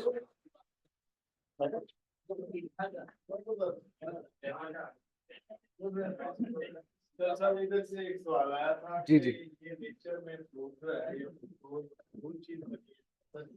अभी जिस फ्रूट का रेफरेंस दिया है ना, उसका क्रंच ही ये है, human body increase his weight and fat. होता यह है कि आपने देखा होगा कि रीच है, बी है, तो 6 माह खाता है। 6 माह वो हर चीज, हनी का पूरा छत्ता खा जाता है, बेरीज खाता है, मछली जो भी मिलता है, वो अपनी फैट इंक्रीज कर रहा है। फैट इज इंक्रीजिंग का मकसद ये है कि वो अपना बैंक बढ़ा रहा है, क्योंकि अगले 6 माह उसने सोना है सर्दियों में, तो वो अगले 6 माह जो है वो बैंक जो उसने इंक्रीज किया है वो उसको यूटिलाइज करेगा, और वो यूटिलाइजेशन हम बेसिकली क्या करते हैं कि हम अपना बैंक बढ़ाते रहते हैं, हम अपनी वैली बढ़ाते हैं, मोटे होते हैं, और सबसे ज्यादा मोटापा होता ही इससे। फ्रुक्टोज है वो किसी भी शक्ल में, किसी जो लोग देखें लीन प्रोटीन में रॉकेट दिखाते हैं वो इतने मोटे नहीं होते, इसलिए स्मार्ट होते। जबरदस्त जी। डॉक्टर सईद साहब ने ये जो कुछ आपको बताया है बिल्कुल मैंने ही ऐसे ही है, इसमें थोड़ी सी मैं चेंज कर दूं। पीआरपी और बहुत सारे वो जो जानवर जो कि सर्दियों में हाइबरनेट होते हैं, तो वो सर्दियां आने से पहले पहले बहुत सारे फल और ये खा के, फ्रुक्टोज खा के अपना वजन बढ़ा लेते हैं। रीजन बीइंग के उनको पता है आगे 6 माह कुछ नहीं मिलना, तो वो फैट स्टोर कर लेते हैं। और बिल्कुल ये उसी तरह से फैट स्टोरेज है जिस तरह के ऊंट अपनी कुहान के अंदर पानी स्टोर कर लेता है, और फैट पानी ही होता है, ये ज़हन में रखिएगा। जब आप फैट लूज करते हैं तो सबसे पहले बॉडी से क्या चीज निकलती है, हम ऐसा बताते हुए, तो पहला जो 3 या 4 किलोग्राम का वेट लॉस है वो पानी होता है जो हमने बॉडी के अंदर स्टोर किया होता है। अच्छा, अब ये बात उस वक्त तक तो दुरुस्त थी, इंसानों के लिहाज से बात कर रहा हूं, ये उस वक्त तक तो दुरुस्त थी जब आज से कोई लाखों साल पहले फूड स्कार्सिटी होती थी। इस कुर्रा अर्थ में फ्रूट नहीं मिलता था, सॉरी फूड नहीं मिलता था। हमारे जो एंसेस्टर्स थे, they were eating occasional honey with fruits, या अपनी केव से निकले, गार से निकले, मीलों का सफर करें, फिर शिकार को मारें और ला के उसको उसी दिन कंज्यूम करने, बाकी जाया जाना, क्योंकि फ्रिज वगैरह तो नहीं होते थे। तो उस वक्त थी फूड की स्कार्सिटी। लेकिन आजकल ये हाइपोथेसिस, और इसी को ये है कि आजकल चूंकि फूड अब अबंडेंस में है, दिन रात अवेलेबल है, अब हम जो जैसे इन्होंने बताया कि स्टोर करी जा रहे हैं, लॉस नहीं करे, and this is called thrifty gene hypothesis, जो कि महमूद अली मलिक साहब पढ़ाया करते हैं कि हमारे जो जीन्स हैं वो थ्रिफ्टी हो गए हुए हैं, लालची हो गए हुए हैं उस ओवर द ईयर म्यूटेशंस की वजह से, जो कि लाखों साल में हुई। तो हमारे जो जीन्स हैं they want to conserve everything, वो जीन्स अभी तक चल रहे हैं। तो जब फूड अबंडेंट हो गया, अब कमी कोई नहीं, तो आपके जीन्स उसको स्टोर करते चले जा रहे हैं। That's the basis for your obesity and all that. जी हम जब भी कुछ कुछ करते हैं तो हम उसका glycemic index कि उसका glycemic index जो है वो ज्यादा preferable है खाने के लिए। हाँ ठीक है, वो थोड़ा नुकसान देगा है। जी जी सर अभी सर ने डॉक्टर फाइजल ने बताया कि ग्लूकोज का ग्लाइसेमिक इंडेक्स 23 है और ग्लूकोज का 100 है। हाँ हाँ लाइक हम ग्लूकोज हाँ। बट ग्लाइसेमिक इंडेक्स का लो सही साहब जवाब देना चाहेंगे इसका? इसका जवाब ये है कि हम जो है ना आज तक एक ही घूमे हुए हैं, ग्लाइसेमिक इंडेक्स। वो सिर्फ शुगर की नजर से देख रहे हैं हम। हम इसका इंसुलिन इंडेक्स कभी नहीं आपने सुना। ये आप ये देखिए, हम हर शुगर वाले मरीज को हम खुद कहते हैं पीच खा लो, भी शक्ल भी दिखाई दी। अभी आप इसका जो है आप उसको एप्पल दे दें, तो अब अभी देखें एप्पल जो है उसका इंसुलिन इंडेक्स कितना है। ये तकरीबन मैंने ये चार्ट दिया था ये आप सबको, ये तकरीबन 94 के बराबर, पीच का 34 है। तो मकसद ये है कि ये इतनी ज्यादा इंसुलिन कंज्यूम करेगा जब आप खाएंगे, तो इसलिए जो 20% है या डायबिटिक है उसको तो बिल्कुल भी ये इस्तेमाल नहीं करना चाहिए, और ये देख के करना चाहिए। जिसी तरह जो इंसुलिन इंडेक्स है, जब भी चौधरी साहब बात कर रहे थे, बटर का, फैट का, क्रीम का जो इंसुलिन इंडेक्स है सिर्फ 2% है, ओनली 2% है। और अगर आप होल एग का या एग वाइट का करेंगे तो एग वाइट जो है इसका जो इंसुलिन इंडेक्स है वो तकरीबन 54 है, और जो अगर आप मिक्स करेंगे तो 23 है। दोनों को खाएंगे तो आपको इंसुलिन कम निकलेगी क्योंकि उसके साथ फैट आ गई है। और ये दोनों, ये चीज याद रखें जब आप प्रेस्क्राइब करें या देखें या खुद भी खाएं, तो इसका सिर्फ ग्लाइसेमिक इंडेक्स की तरफ ना जाएं, इंसुलिन इंडेक्स का जो है चार्ट वो गूगल करके देखें, आपको ये आप क्लियर हो जाएगा कि हम वो धोखे में रह जाते हैं। ग्लाइसेमिक इंडेक्स मींस के वो शुगर को कितना बढ़ाएगा, और इंसुलिन इंडेक्स मींस के उसके अगेंस्ट इंसुलिन स्क्रीट कितनी होगी। ठीक है, फ्रुक्टोज को जो आप कह रही हैं बिल्कुल दुरुस्त कह रही हैं, उसका ग्लाइसेमिक इंडेक्स तो बहुत लो है, लेकिन हम उसको उस एंगल से, मिठास के एंगल से या शुगर के एंगल से तो देख ही नहीं रहे। उसकी वजह यह है कि हमने फ्रुक्टोज को देखा है डिनोवो लाइपोजेनेसिस, वो लिवर में जाके क्या करता है, ये अभी चीज वाजिया हो जाती है। तो अभी जो जवेद साहब है ना सर, जवेद साहब ने बहुत खूबसूरती से आपको उसका बताया था मैकेनिज्म। चले अब सिर्फ 10 मिनट और है, मैं उसको जरा आसान कर देता हूं। इसको आपने देख के परेशान नहीं होना, ये व्हील समझने में मुझे को 3 माह लगे थे।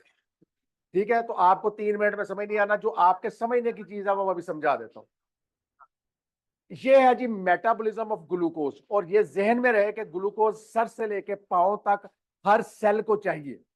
अगर हम 2 स्लाइस डबल रोटी के ले तो 120 कैलोरीज मिलेंगी हमें, जिसमें से 80% जो कैलोरीज है वो बनाती है 96 कैलोरीज, और 20% कैलोरीज है 24 कैलोरीज। ठीक है जी, 80% कैलोरीज ग्लूकोज की है, 20% कैलोरीज फ्रुक्टोज की है। अब ये जो 20% कैलोरीज है ये जाएंगी लिवर के अंदर थ्रू GLUT2। ठीक है जी, 24 कैलोरीज। जब ये अंदर गई तो ये सारा जो ग्लूकोज है ये कन्वर्ट हो गया ग्लाइकोजन में। ठीक है, ग्लूकोज लिवर के बाद अंदर जाके ग्लाइकोजन में कन्वर्ट हो जाता है। ठीक है, which is very good, glycogen बनना चाहिए। Now there is a physiology question over here, how much glycogen your liver can store before it gets sick?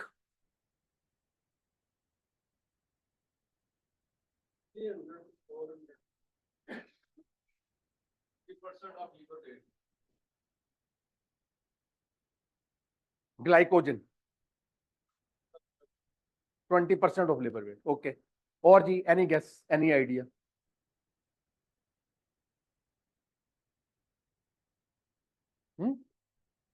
The answer is any amount of glycogen, जितनी चाहे store कर ले, because this is the non toxic storage form of sugar.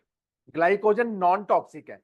Any, अब इसकी मिसाल मैं देता हूं। देयर इज अ डिजीज, आप पढ़ लीजिएगा जाके, which is called von Gierke's disease. हाँ, वेरी गुड जी मलिक साहब। दूसरा नाम glycogen storage disease type 2A, ये दूसरा नाम है, वॉन किरकिस डिजीज। हाँ जी, इसमें क्या होता है कि you are unable to extract glycogen from the glycogen stores. वो ग्लाइकोजन जमा होते होते आपका लिवर यहां से लेके यहां तक आया होता है, इंग्वाइनल रीजन तक, इतना बड़ा लिवर होता है, but it never goes to failure, because this is the non toxic form of glucose. उसकी नॉन टॉक्सिक फॉर्म है, जितना चाहे आप स्टोर कर लें, आपके लिए फायदेमंद ही है, इसका नुकसान कोई नहीं है। ठीक हो गया, ये गया सारा ग्लाइकोजन में, कुछ बचा और ये नीचे सिट्रिक एसिड साइकिल में आ गया एटीपी के अंदर। एटीपी सॉरी, उसके अंदर माइटोकॉन्ड्रिया के अंदर सिट्रिक एसिड साइकिल से ये निकला बाहर, और तकरीबन अगर इसके अंदर 24 कैलोरीज गई हैं ग्लूकोज की, तो हाफ है कैलोरी जो है ना, अब ये यार इसको ये आगे से काम खराब कर रहा है, ये जितना आपने ग्लूकोज था सारा ग्लाइकोजन की शक्ल में स्टोर कर लिया, जो एक्स्ट्रा बचा वो आपने फैट में कन्वर्ट कर दिया, glucose by the process called de novo lipogenesis। उसको पैकेज किया ट्राइग्लिसराइड के अंदर, उसको बाहर एक्सपोर्ट कर दिया। यही मैकेनिज्म हमने पढ़ा था ना, बॉडी में जितना भी ग्लूकोज जाएगा, लिवर उसको ज्यादातर को स्टोर कर लेगा ग्लाइकोजन की शक्ल में, बाकी जो बचेगा वो ट्राइग्लिसराइड में पैकेज करेगा, उसको VLDL में कन्वर्ट करेगा, वेरी लो डेंसिटी लाइपोप्रोटीन, उसको फिर पैकेज करेगा ट्राइग्लिसराइड में और एक्सपोर्ट कर देगा बाहर। ठीक है, तो अगर 24 कैलोरीज गई थी ना, तो 23.5 कैलोरीज का ग्लाइकोजन बनेगा, half a calorie would be exported out as triglyceride, जो कि आपके लिपिड पैनल पे नजर भी नहीं आएगी। तो ये तो था ग्लूकोज का। अब फ्रुक्टोज में क्या होता है? सेम, आपने एक ग्लास लिया ऑरेंज जूस का, इसके अंदर 120 कैलोरीज है, 120 कैलोरीज में से 60 कैलोरीज आपकी ग्लूकोज की है, क्योंकि ये सुक्रोज है। 50-50, 60 ग्लूकोज 60 फ्रुक्टोज। ठीक है जी, इस 60 ग्लूकोज में हमने वही 80 और 20 का जो पीछे स्प्लिट किया है, 48 कैलोरीज आर ग्लूकोज, 12 इसमें फ्रुक्टोज है, और ये टोटल हो गया फ्रुक्टोज। तो ये 60 और ये 12, ये समझ आया स्प्लिट के नहीं? सुक्रोज है ना जी, जो एप्पल या ऑरेंज जूस है वो एक सुक्रोज है। सुक्रोज में 50% ग्लूकोज और 50% फ्रुक्टोज, तो 120 में से 60 हो गया ग्लूकोज, 60 हो गया फ्रुक्टोज। इस 60% ग्लूकोज में जो है वो 12 कैलोरीज जो है फ्रुक्टोज की शक्ल में जाएंगी, और फ्रुक्टोज जो है वो 60 कैलोरीज इसके साथ मिलेंगी, तो ये 72 कैलोरीज हो जाएंगी। ये अब उधर थी 24 कैलोरीज, यहां पे आ गई 72 कैलोरीज, 72 कैलोरीज हो गई। सबस्ट्रेट 3 गुना बढ़ गया फ्रुक्टोज की वजह से। अब लिवर को अगर सिर्फ ग्लूकोज मिले तो उसको मेटाबोलाइज करनी पड़ती है 24 कैलोरीज। जब साथ फ्रुक्टोज आ गई ऑरेंज जूस की शक्ल में, तो अब करनी पड़ी 72, तो सबस्ट्रेट 3 गुना बढ़ गया। अब वही जो आगे जवेद साहब ने बताया था, ये आया अंदर, अब GLUT5 के जरिए जाएगा, बिकॉज सिर्फ GLUT5 का जो रिसेप्टर है वो सिर्फ है वो लिवर के अंदर है और सेल में, किसी सेल में नहीं है। इसलिए जितने भी आप फ्रुक्टोज लेते हैं, that directly goes to your liver via GLUT5। Fructokinase आया, और जो उन्होंने बताया it is converted to fructose 1 phosphate, और इसके लिए हमें ATP जो बना हुआ था उसमें से एक फास्फेट चाहिए, क्योंकि फास्फेट मिलेगा तो ये काम आगे चलेगा। जब ATP में से फास्फेट निकल गया तो अब एटीपी कमजोर होना शुरू हो गया, फास्फेट निकल गया तो वो कमजोर होना शुरू हो गया। जब कमजोर हुआ एटीपी से एडीपी बना, एडीपी से एडिनोसिन मोनोफॉस्फेट और इनोसिटल मोनोफॉस्फेट, ये स्केवेंजर एंजाइम है एएमपी डीएमिनेज जो कि इन्होंने बताया था। स्केवेंजर एंजाइम हम उसको कहते हैं जो रेस्क्यू करने आता है। उसने कहा यार अगर ये सारा कुछ एटीपी से लेते रहे, सारी फास्फेट यहां से जाती रही तो एटीपी के लेवल्स डिप्लीट हो जाएंगे। इसलिए उसने फौरन क्या किया कि एडीपी को मोनोफॉस्फेट में, एडोसिटल मोनोफॉस्फेट में, और उससे फिर यूरिक एसिड बना जो कि एक वेस्ट प्रोडक्ट है बॉडी के लिए। ये यूरिक एसिड आगे चल के नाइट्रिक ऑक्साइड की इनिबिशन करता है। नाइट्रिक ऑक्साइड क्या है? Nitro oxide is your endogenous blood pressure lowerer. ठीक है, इसने जाके यूरिक एसिड ने नाइट्रिक ऑक्साइड को ब्लॉक किया by blocking the enzyme called endothelial nitric oxide synthase, जो कि बना रहा था नाइट्रिक ऑक्साइड। तो अगर डॉक्टर साहब मुझे नहीं पता आज ऑनलाइन है कि नहीं, पिछली दफा उन्होंने कहा था आपने नाइट्रिक ऑक्साइड का जिक्र नहीं किया। तो इस मैकेनिज्म से हमारा नाइट्रिक ऑक्साइड जो है वो इनहिबिट हो जाता है, यूरिक एसिड बढ़ जाता है, नाइट्रिक ऑक्साइड इनहिबिट हो जाता है। जब नाइट्रिक ऑक्साइड इनहिबिट हुआ तो दो चीजें हुई, एक तो ब्लड प्रेशर हाई हो गया और एक इरेक्टाइल डिसफंक्शन ईडी, क्योंकि nitric oxide is the thing which causes that process. ED आ गया, ठीक हो गया जी। तो ये दो चीजें, और ये अमेरिका के अंदर उन्होंने तजर्बा किया है कि वो लोग जो कि high blood pressure along with high uric acid आए थे, उन्होंने एंटी हाइपरटेंसिव देने के बजाय उनको एलोप्यूरिनॉल दी, जैसे यूरिक एसिड नीचे आया बीपी नीचे आ गया। So this is so much important and connected to hypertension. ठीक है जी, दोनों का फर्क समझ आया आपको? सर ब्राउन ब्रेड और व्हाइट में कोई फर्क नहीं है, उसको सिर्फ कैरामलाइज किया गया है। ठीक है, अच्छा अब अगर वो प्रॉपर, पहली बात तो ये याद रखें कि ब्राउन ब्रेड नाम की दुनिया में कोई चीज नहीं है, that is bran bread. Bran कहते हैं चोकर को, चोकर जो है वो उसके अंदर मिला लें तो ब्रान ब्रेड बनती है। लेकिन जो चीज मैदे से बन गई, स्टार्च से बन गई, एक स्लाइस के अंदर 4 चम्मच चीनी आ गई, चाहे वो व्हाइट है, ब्राउन है, नीला, पीला, काला, जो भी है, 4 चम्मच चीनी आ गई उसके अंदर, 50% ग्लूकोज 50% फ्रुक्टोज। तो ब्रांड डालने से क्या हुआ? फाइबर डल गया। अब क्या हुआ कि जो फॉरेन ग्लाइसीमिक इंडेक्स की वजह से ऊपर जाना था, अब जरा घंटा ठहर के चला जाएगा उतर ही।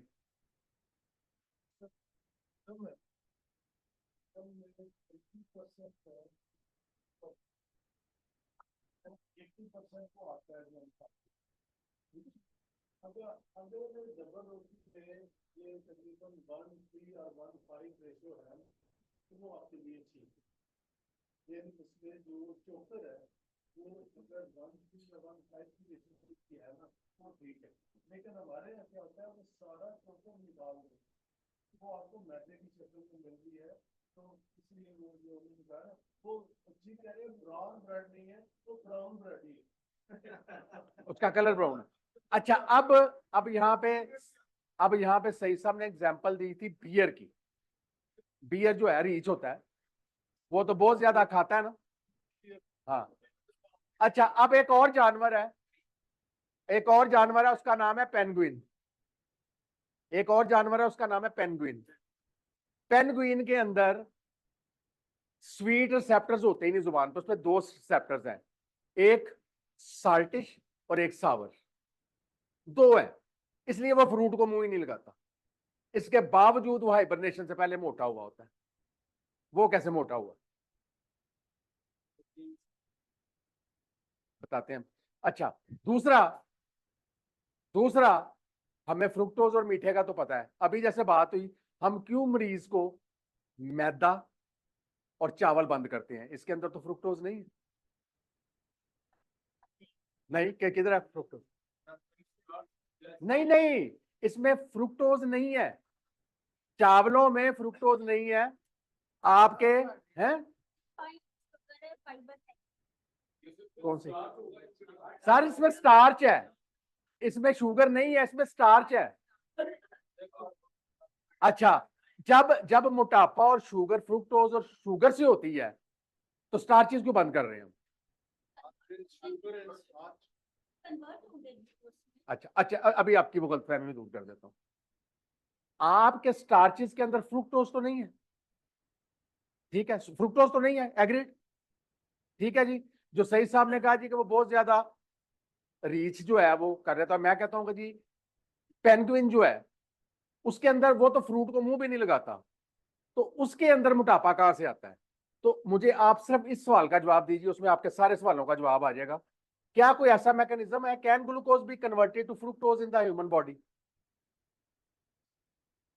जो हम ग्लूकोज खाते हैं, हमें ग्लूकोज मिलेगा ना यार, आपके चावलों से, स्टार से ग्लूकोज मिलेगा ना। क्या ये बॉडी में जाके कोई ऐसा मैकेनिज्म है कि ये फ्रुक्टोज में कन्वर्ट होकर हमारे लिए डेट्रीमेंटल बन जाए?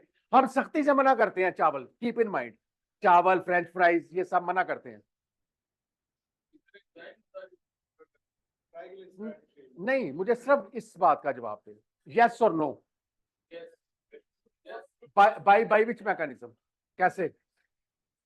चले आगे चलते हैं, अभी आ जाता है जी।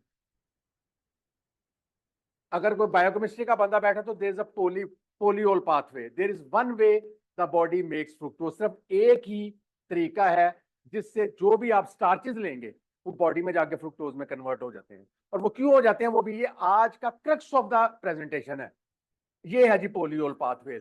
ग्लूकोज गया, एल्डोज रिडक्टेज एंजाइम के जरिए से पहले बना सॉर्बिटॉल, सॉर्बिटॉल जो है ये अल्कोहल शुगर है, और this is converted by sorbitol dehydrogenase to fructose. तो ये पोलियोल पाथवे है, इंसानों के अंदर सिर्फ एक पाथवे है जिससे ग्लूकोज फ्रुक्टोज बनाता है। अच्छा जी, ये देखिए कि उस खालिक़े कायनात ने ये क्यों रखा है, एक तरफ हम फ्रुक्टोज से बच रहे हैं और एक तरफ जो हम ग्लूकोज खा रहे हैं, चाहे वो आप पोटैटो चिप्स से ले लें, आलू से ले लें, चावलों से ले लें, या मकई से ले लें, कॉर्न स्टार्च से ले लें, तो वो जो ग्लूकोज है वो भी जाके बॉडी में फ्रुक्ट, तो ये क्यों बनता है, किस लिए बनता है, ये देखिए, सुन लीजिए ना यार। एक तो ये चीज मुझे बहुत तंग कर रही है यार, ये हट सकता है आगे से?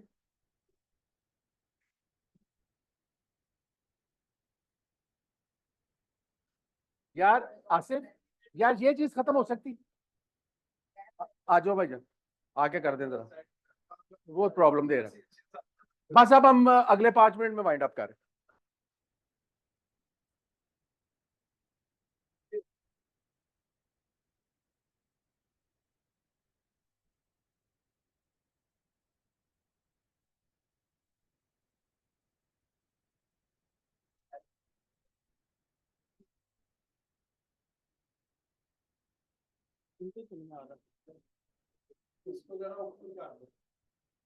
चले मैं वैसे दिखाता हूँ, यहाँ पे लिखा हुआ है जी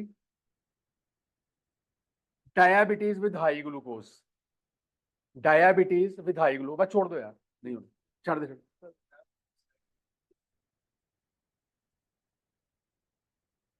यार छोड़ दो। इस यहाँ पे लिखा हुआ है डायबिटीज विद हाई ग्लूकोज। जब बॉडी में ग्लूकोज हाई होता है, आपके पास पेशेंट आते हैं 300 शुगर, 400 शुगर, ठीक है, हाई ग्लूकोज है, हाई ग्लूकोज क्या करता है, that causes stickiness of the blood, increases the viscosity of the blood.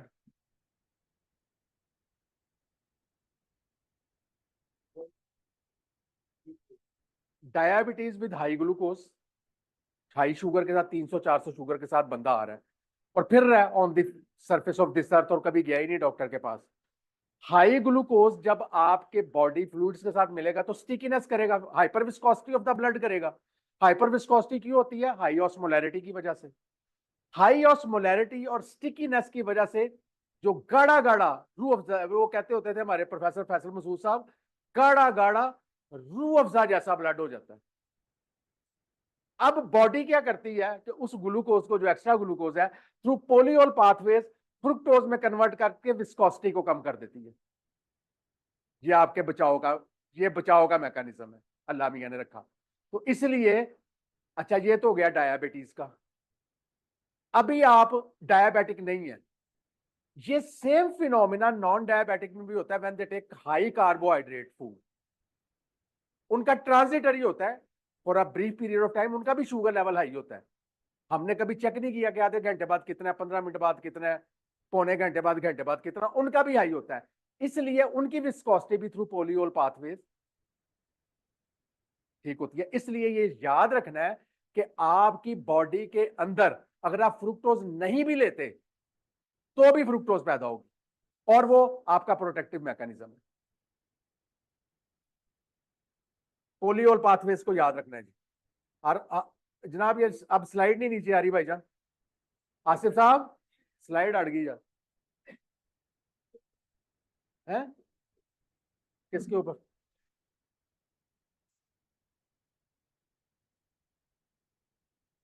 अब वही था जी, ये एडिक्टिव है कि नहीं? बिल्कुल एडिक्टिव है, उन्होंने सही जवाब दिया। It is as addictive as hazardous as this pack. Cigarette की तरह ये शुगर का पैकेट है, इसमें भी मौत बनी हुई है। ठीक है जी। एडिक्टिव होने का हमें कैसे पता चला कि यूएसए में 24% सुपर कंसंट्रेटेड सुक्रोज सोल्यूशन चूसनी को लगाते हैं और ये अमेरिका के अंदर स्वीट ईज के नाम से बिकती है, स्वीट ईज। तो सरकमसिजन से पहले इसमें डबो के पेसिफायर को उसके मुंह के अंदर दे देते हैं और इससे इंडोजिनस ओपियाइड्स क्रिएट होते हैं बॉडी के अंदर और बच्चा आराम से अपनी सरकमसिजन करा लेता है। तो ये साबित कर रहा है कि ये एडिक्टिव है, इंडोजिनस ओपियाइड सिक्रीशन हो जाती है जी। हाँ जी, और ये देख नहीं, इंडोर्फिन और चीज है। और ये वही है जी, sugar is addictive in almost 20% of the users because it causes the release of dopamine in the nucleus accumbens in the reward center of the brain much in the same way as other pleasure things are there, like eating, like gambling, like heroin, church, afune, all that, so many other things and obnoxious activities on the net, all जो कि आपको उसी तरह से ये है। 20% लोग भी दुनिया में 20% लोग हैं जो एडिक्टिव है। एडिक्टिव हम उसको कहते हैं जो शराब पी के नाली के अंदर गिरा होता है और जिसको ना मिले तो मरने वाला हुआ होता है। सोशल ड्रिंकर दुनिया में 80% है, वो एडिक्टेड नहीं है। तो शुगर की एडिक्शन और अल्कोहल की एडिक्शन तकरीबन सिमिलर है because they are metabolized in the body in the same way. Body के अंदर जब फ्रुक्टोज जाती है और उधर से एक पैग आपका एथेनॉल का जाता है, तो बॉडी में सिर्फ एक फर्क है कि इथेनॉल के लिए फर्स्ट स्टेप जो होता है उसकी मेटाबॉलिज्म का विच इज कॉल्ड ग्लाइकोलाइसिस, वो यीस्ट करते हैं अल्कोहल के लिए, और फ्रुक्टोज के लिए हम खुद करते हैं, जैसे कि हमने ये देखा पिछले स्लाइड के अंदर जो मैंने दिखाई थी। उसके बाद बॉडी को कोई गर्ज नहीं है, alcohol and fructose they are metabolized in the body much in the same way as alcohol is.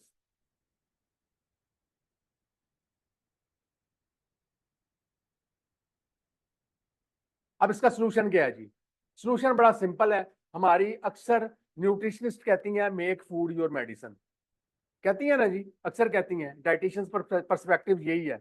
याद रखिए ये पर्सपेक्टिव उस वक्त तक ठीक है जब तक good food is there. Good food is medicine, processed food is poison. तो आज से आपने ये नहीं कहना मेक फूड योर मेडिसिन, कहना है make good food your and unprocessed food your medicine. ठीक है, मैंने बड़ी ही न्यूट्रिशनिस्ट के नुस्खों के ऊपर लिखा हुआ देखा है लेटर हेड पे, मेक फूड योर न्यूट्रिशनिस्ट। ठीक है, बोतल भी फिर उस हिसाब से तो फूड ही है। ठीक है जी, डोनट्स भी फूड ही है। ठीक है ना, तो ये आप अपना पर्सपेक्टिव चेंज कर लें। सॉल्यूशन ये है जी, protect the liver, feed the gut. अगला जो हमारा मॉड्यूल है प्रोटेक्ट द लिवर पे हमने बहुत बात कर ली। फीड द गट जो है हमारा जो अगला मॉड्यूल है उसका टाइटल होगा the role of fibre in the gut health and metabolism. Fibre के ऊपर हम ढेर सारी गुफ्तगू करेंगे और सईद साहब उस दिन मेहमान खुसूसी हैं and chairman of the experts, और ये उस दिन खुसूसी तौर पर तशरीफ लाएंगे क्योंकि इन्होंने फाइबर पे बहुत रिसर्च की है। ठीक है जी, फ्रूट एंड हनी कंसेंसस बना, बिल्कुल ठीक है। ये तब तक ठीक है जनाब जब तक आप इसको लिमिट में लेते हैं। अब यहां पे ये आखिरी स्लाइड और आपकी तवज्जो, और उसके बाद अस्सलाम वालेकुम। अच्छा जी, फ्रुक्टोज की बॉडी में नीड कितनी है पहले तो ये तय कर लेना। प्रॉब्लम ये है कि हम ये कहते हैं जी कि फ्रूट को मॉडरेशन में लें, बिल्कुल ठीक है, but it is very difficult to take fruit in moderation. सबसे पहले हम तयन कर लें कि हमें चाहिए कितना। अडल्ट मेल को चाहिए पर डे, फ्रुक्टोज की यहाँ सबसे बात हो रही, अडल्ट मेल ये अपर लिमिट है 37 gram a day. Adult female 25 gram per day. ठीक है जी। Children 12.5 gram a day, female से आधा। टोडलर्स, टोडलर्स कौन होते हैं? 1 to 3 years, जो कि अभी चलना नया नया सीख रहे हैं, 3 grams per day. Any idea about the infants?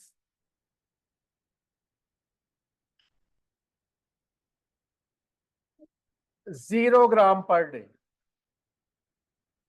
0 gram infants को आपके 0 ग्राम, कोई फ्रुक्टोज की जरूरत नहीं है उसे। ठीक हो गया जी। इस लिमिट में रह के फ्रूट खा ले।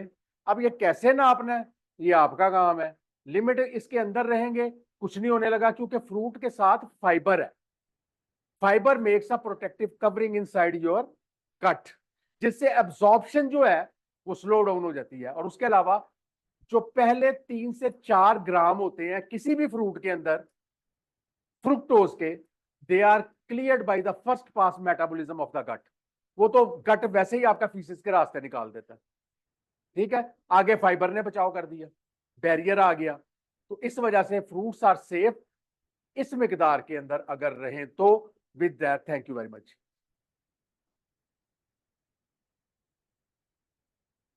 जी मियां साहब, फाइनल रिमार्क्स भाई तारिक महमूद मियां साहब।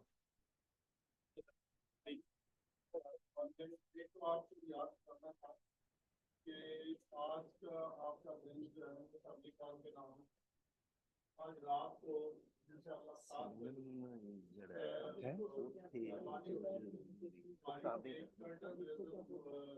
है करने जा रहे हैं लास्ट डे ऑफ अक्टूबर में। और उस सिलसिले में हमेशा हम आपको रिक्वेस्ट करते हैं कि होस्ट के लाहौर से, तो लाहौर की बहुत बड़ी जिम्मेदारी है। और आपने लास्ट टाइम देखा कि इतने लोग बाहर से आए, तो जितने हम ज्यादा हमें हमारे दोस्त जो कि उसमें काम करेंगे, क्योंकि मसला ये है कि लाहौर की इज्जत है और फैमिली कान को हम जितने ऑर्गेनाइज तरीके से, और आपने देखा कि हमने CMEs बेशुमार कराई, लेकिन जो CMEs अब हो रही हैं इसमें बेसिक वो नॉलेज, देखिए हमने फिजियोलॉजी पढ़ी, हमने बायोकेमिस्ट्री पढ़ी, लेकिन उसको इसी तरह पढ़ा कि सिर्फ इम्तिहान ही पास करना है, कभी उसके ऊपर तवज्जो नहीं दी। और असल चीज जो है वो बायोकेमिस्ट्री और फिजियोलॉजी है। अगर उसको हम ठीक कर लें तो ये इंशाल्लाह हम पूरा फैमिली कान में भी रखेंगे। फाइबर के बारे में जैसे जो सब कह रहे हैं नेक्स्ट क्लास में, फाइबर जो है वो उसकी ना 2 किस्म है, एक सॉल्युबल फाइबर और एक नॉन सॉल्युबल सेलुलोज जो है नॉन सॉल्युबल। नॉन सॉल्युबल जो है ना फिश नट बना देता है आपकी इंटेस्टाइन के अंदर, और जो सॉल्युबल पैक्टिन वगैरह वो उसको जो नट्स के अंदर वो जो सुराख होते हैं उसको वो बंद कर देता है। तो एक पूरी लेयर बना देता है कि आपके टॉक्सिन ना एब्जॉर्ब हो, और आपका वो गट माइक्रोबायोटा की डाइट है फाइबर, तो अदरवाइज वो इंटेस्टाइन को, तो जो जैसे हकीम कहते होते थे कि हमेशा जो कुछ भी एब्जॉर्ब होता है टॉक्सिन या जितनी भी बीमारियां हैं वो हमेशा गट से शुरू होती हैं। तो ये आज हकीकत में हमें साबित हो गया कि जितनी भी अपने ऑटो इम्यून डिजीजेज हैं, जितनी भी अच्छा जैसे इन्होंने बताया कि अब हम यूरिक एसिड को, बाकी जितनी ब्लड प्रेशर को हम लेते थे, तो इसको ऐसे समझें कि जैसे इंसुलिन रेजिस्टेंस एक ट्री है और आगे उसकी शाखें हैं। तो हम क्या करते थे कि ब्लड प्रेशर वाला पेशेंट आ गया तो उसका ब्लड प्रेशर ट्रीट कर लिया, डायबिटीज ट्रीट कर ली, उसका कोलेस्ट्रॉल ट्रीट कर लिया, लेकिन कभी हमने दरख्त को जड़ से नहीं काटा था। ठीक है जी। तो आपके ये जो फ्रुक्टोज है, ये हमने पढ़ा कि इस ये नाइट्रिक ऑक्साइड को डिक्रीज करता है, उसको डिक्रीज किया तो आपने दो चीजें पढ़ रही कि आपका ब्लड प्रेशर बढ़ेगा, चूंकि जो आर्टीरियोलर लेवल के ऊपर नाइट्रिक ऑक्साइड इज वेजोडाइलेटर, जब वेजोडाइलेटेशन नहीं होगी तो जो आपने हाइपरटेंशन का कुलिया पढ़ा था कि heart rate into peripheral resistance is equal to blood pressure, तो वो पेरिफेरल रेजिस्टेंस इंक्रीज हो जाएगी जब नाइट्रिक ऑक्साइड रिलीज नहीं होगी। इसी तरह ईडी में भी ये है कि वहां पे वेजोडाइलेटेशन नहीं होगी। तो ये सारी चीजें अब आपको बेसिस का पता चल गया। तो मैं एक चीज आपसे रिक्वेस्ट ये करूंगा कि डॉक्टर्स को जब आपको इल्म आ गया तो फिर आपकी जिम्मेदारी है। डॉक्टर सईद साहब ने एक काम शुरू किया, मैं आपसे भी कहूंगा कि वो करें। वो क्या करते हैं कि जुमे की नमाज पढ़नी तो एक दिन मौलवी साहब से आप थोड़ा सा टाइम ले लें कि जी 15-20 मिनट हमें दे दें। हमारी पॉपुलेशन इतनी इग्नोरेंट है, और मैं अक्सर, अब जब से ये जूस का पढ़ा तो मैं अक्सर जो पेशेंट आते हैं उनसे कहते हैं कि सुबह नाश्ते में बच्चे को क्या देते हैं, जी पर जूस का ग्लास बना के दे दें। ठीक है जी। तो मतलब बिल्कुल फ्रेश जूस बना के देते हैं, वो दूसरा भी नहीं देते। अच्छा, लोगों को जब आप ये बताते हैं तो वो इतने हैरान होते हैं, क्योंकि सबसे पहले तो हमारा ये होता है कि हमने निगेट करना है कि आप जो नई चीज बता रहे हो वो गलत बता रहे हो। ठीक है ना। लेकिन मैं ऑनेस्टली मैं बताऊं कि आप जितना कॉन्फिडेंस के साथ, चूंकि इसलिए कि आपके पास अब नॉलेज आया है, तो नॉलेज जो है वो कॉन्फिडेंस क्रिएट करता है। आपका बेसिस मौजूद है। आपने सुनी सुनाई बात नहीं की कि जी आप जूस पिएंगे तो ये होगा। आपको सारा उसकी बायोकेमिस्ट्री का, उसका बैकग्राउंड का पता चल गया। तो मैं ये कहूंगा कि इसको एक सदका जारिया के तौर पे आपने लेना है, और आपने लोगों को इसको, आप मास्टर ट्रेनर बन रहे, आप जस्ट वन वे लर्निंग नहीं कर रहे, तो आपने इसको आगे पहुंचाना है। तो आखिरी बात फिर आपके नाश्ते ब्रश से पहले कि आपने आज शाम को हमने आपका आज सुबह भी टाइम बड़ा लिया, संडे का दिन आपका नेचुरली फैमिली का दिन होता है, लेकिन प्लीज प्लीज आज आपने रात साहब हमने आधा घंटा पहले आज खत्म किया, मैं कहता हूँ सानू मुबारक हो बहुत ज्यादा, क्योंकि हमने एक मॉड्यूल कम रखा था आज। असल में ये जो बात की है ना अभी महमूद साहब ने भी इसका थोड़ा सा जिक्र किया, तो मैंने वाकई ये अपने, जहाँ मैं नमाज पढ़ने जाता हूँ कभी कभार, तो मैंने मौलाना साहब से रिक्वेस्ट की इंतज़ामिया से रोज़ों में, तो मेरा जो टॉपिक था ना वो, तो मैंने कहा कि हम रोज़ा ऐसे क्यों ना रखें जिस तरह अल्लाह के नबी ने रखे थे। तो अल्लाह के नबी ने, जो मैंने कैलकुलेट किया, बहुत सारे लोगों से पूछा, तो साल में 142 रोज़े रखते थे। 142 वो रोज़ा रखते थे, जिसमें ये देखें हर 13, 14 और 15 तारीख का, इसके अलावा हर मंगल और जुमेरात का। ये तो है ना कन्फर्म चीज़ है। अब वो रोज़ा क्यों रखते थे? आज बड़ा शोर है इंटरमिटेंट फास्टिंग का, जुमेरात आपको पीर और जुमेरात का, तो उसको अगर हम सिंपल फॉलो कर लें तो फिर मैंने अपनी बात को इस तरह शुरू करके, लोगों ने मेरी बात भी सुनी और उसको बड़ा अप्रिशिएट किया। और आप यकीन जाने, मैंने पहले जुमे ये बताया, फिर दूसरे जुमे बहुत सारी क्वेरीज आई, तीसरे जुमे बहुत सारे, और एंड पे जो ईद पे है ना, बहुत सारे डायबिटिक पेशेंट और उनकी जिनकी जॉइंट पेन्स थी, हाइपरटेंशन थी, जो उनको मैंने कहा यार 1 मील पे आ जाओ, या उसमें से ग्लूकोज जो है वो स्किप कर दो। उनको तरीका बताया, मैंने चार्ट बताया उनको, बगैर किसी लालच के कि वो मेरे पास आए या बताएं। आप यकीन जाने कि जो इंसुलिन लगाते थे या वो बहुत सारी 6-6 गोलियां खाते थे, वो उनकी जो शुगर है वो इस तरह आ गई। तो आप अपने गली मोहल्ले में ये अगर आप करेंगे तो ये आप सोशल वर्क भी होगा, और अगर हम सब बिलीवर हैं कि इससे आपको स्वाब भी मिलेगा। और एक चीज मिथ में आपको बता दूं, जब आपको किसी को, आपके हमारे पास पेशेंट आता है ना जॉन्डिस वाला, तो जॉन्डिस वाले पेशेंट को हम क्या करते हैं, या सारे लोग वो करके भी आता है बेसिकली, वो कहता है जी गन्ने का रस पी, यही आता है ना। अब आप ये याद रखें कि जब भी कोई बंदा डिजीज्ड है, चाहे वो वायरस है चाहे बैक्टीरियल है, अगर आप उसको ग्लूकोज और फ्रुक्टोज से लोड अप करेंगे तो उसका जो लिवर है वो पहले ही कंप्रोमाइज्ड है, उसको और ज्यादा काम करना पड़ेगा और वो वायरस या बैक्टीरिया से वो लड़ नहीं सकेगा।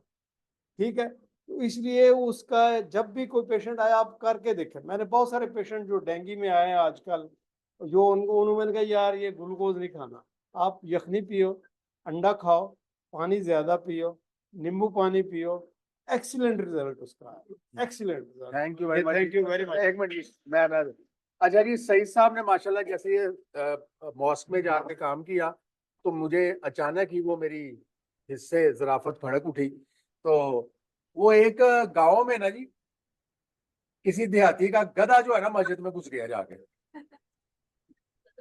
पहले सुन लेना यार, पहले ना नतीजा करें अगर मैं तो नहीं, आप पहले नतीजा नहीं निकालना।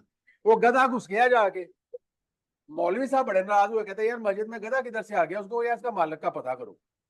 उन्होंने कहा ये फलां जगह पे एक बंदा उसका गधा है, उसको बुलाया, बड़ी लानत मलामत की। उन्होंने कहा यार तू अजीब आदमी है, गधा तेरे को संभाल के नहीं रखा जाता, तो मस्जिद एक तरह गधा आ गया और उन्हें आके सारी है तेन पता है किड्डा वड्डी तू अजाब अपने वास्ते लिया। उन्हें कहा जनाब मैं एक अनपढ़ आदमी हाँ, ठीक है जी, ए बेजबान है, जानवर है, एनू दसो की पता है मस्जिद च जाना कि नहीं जाना, मैनू कदी वेख्या जी मस्जिद च।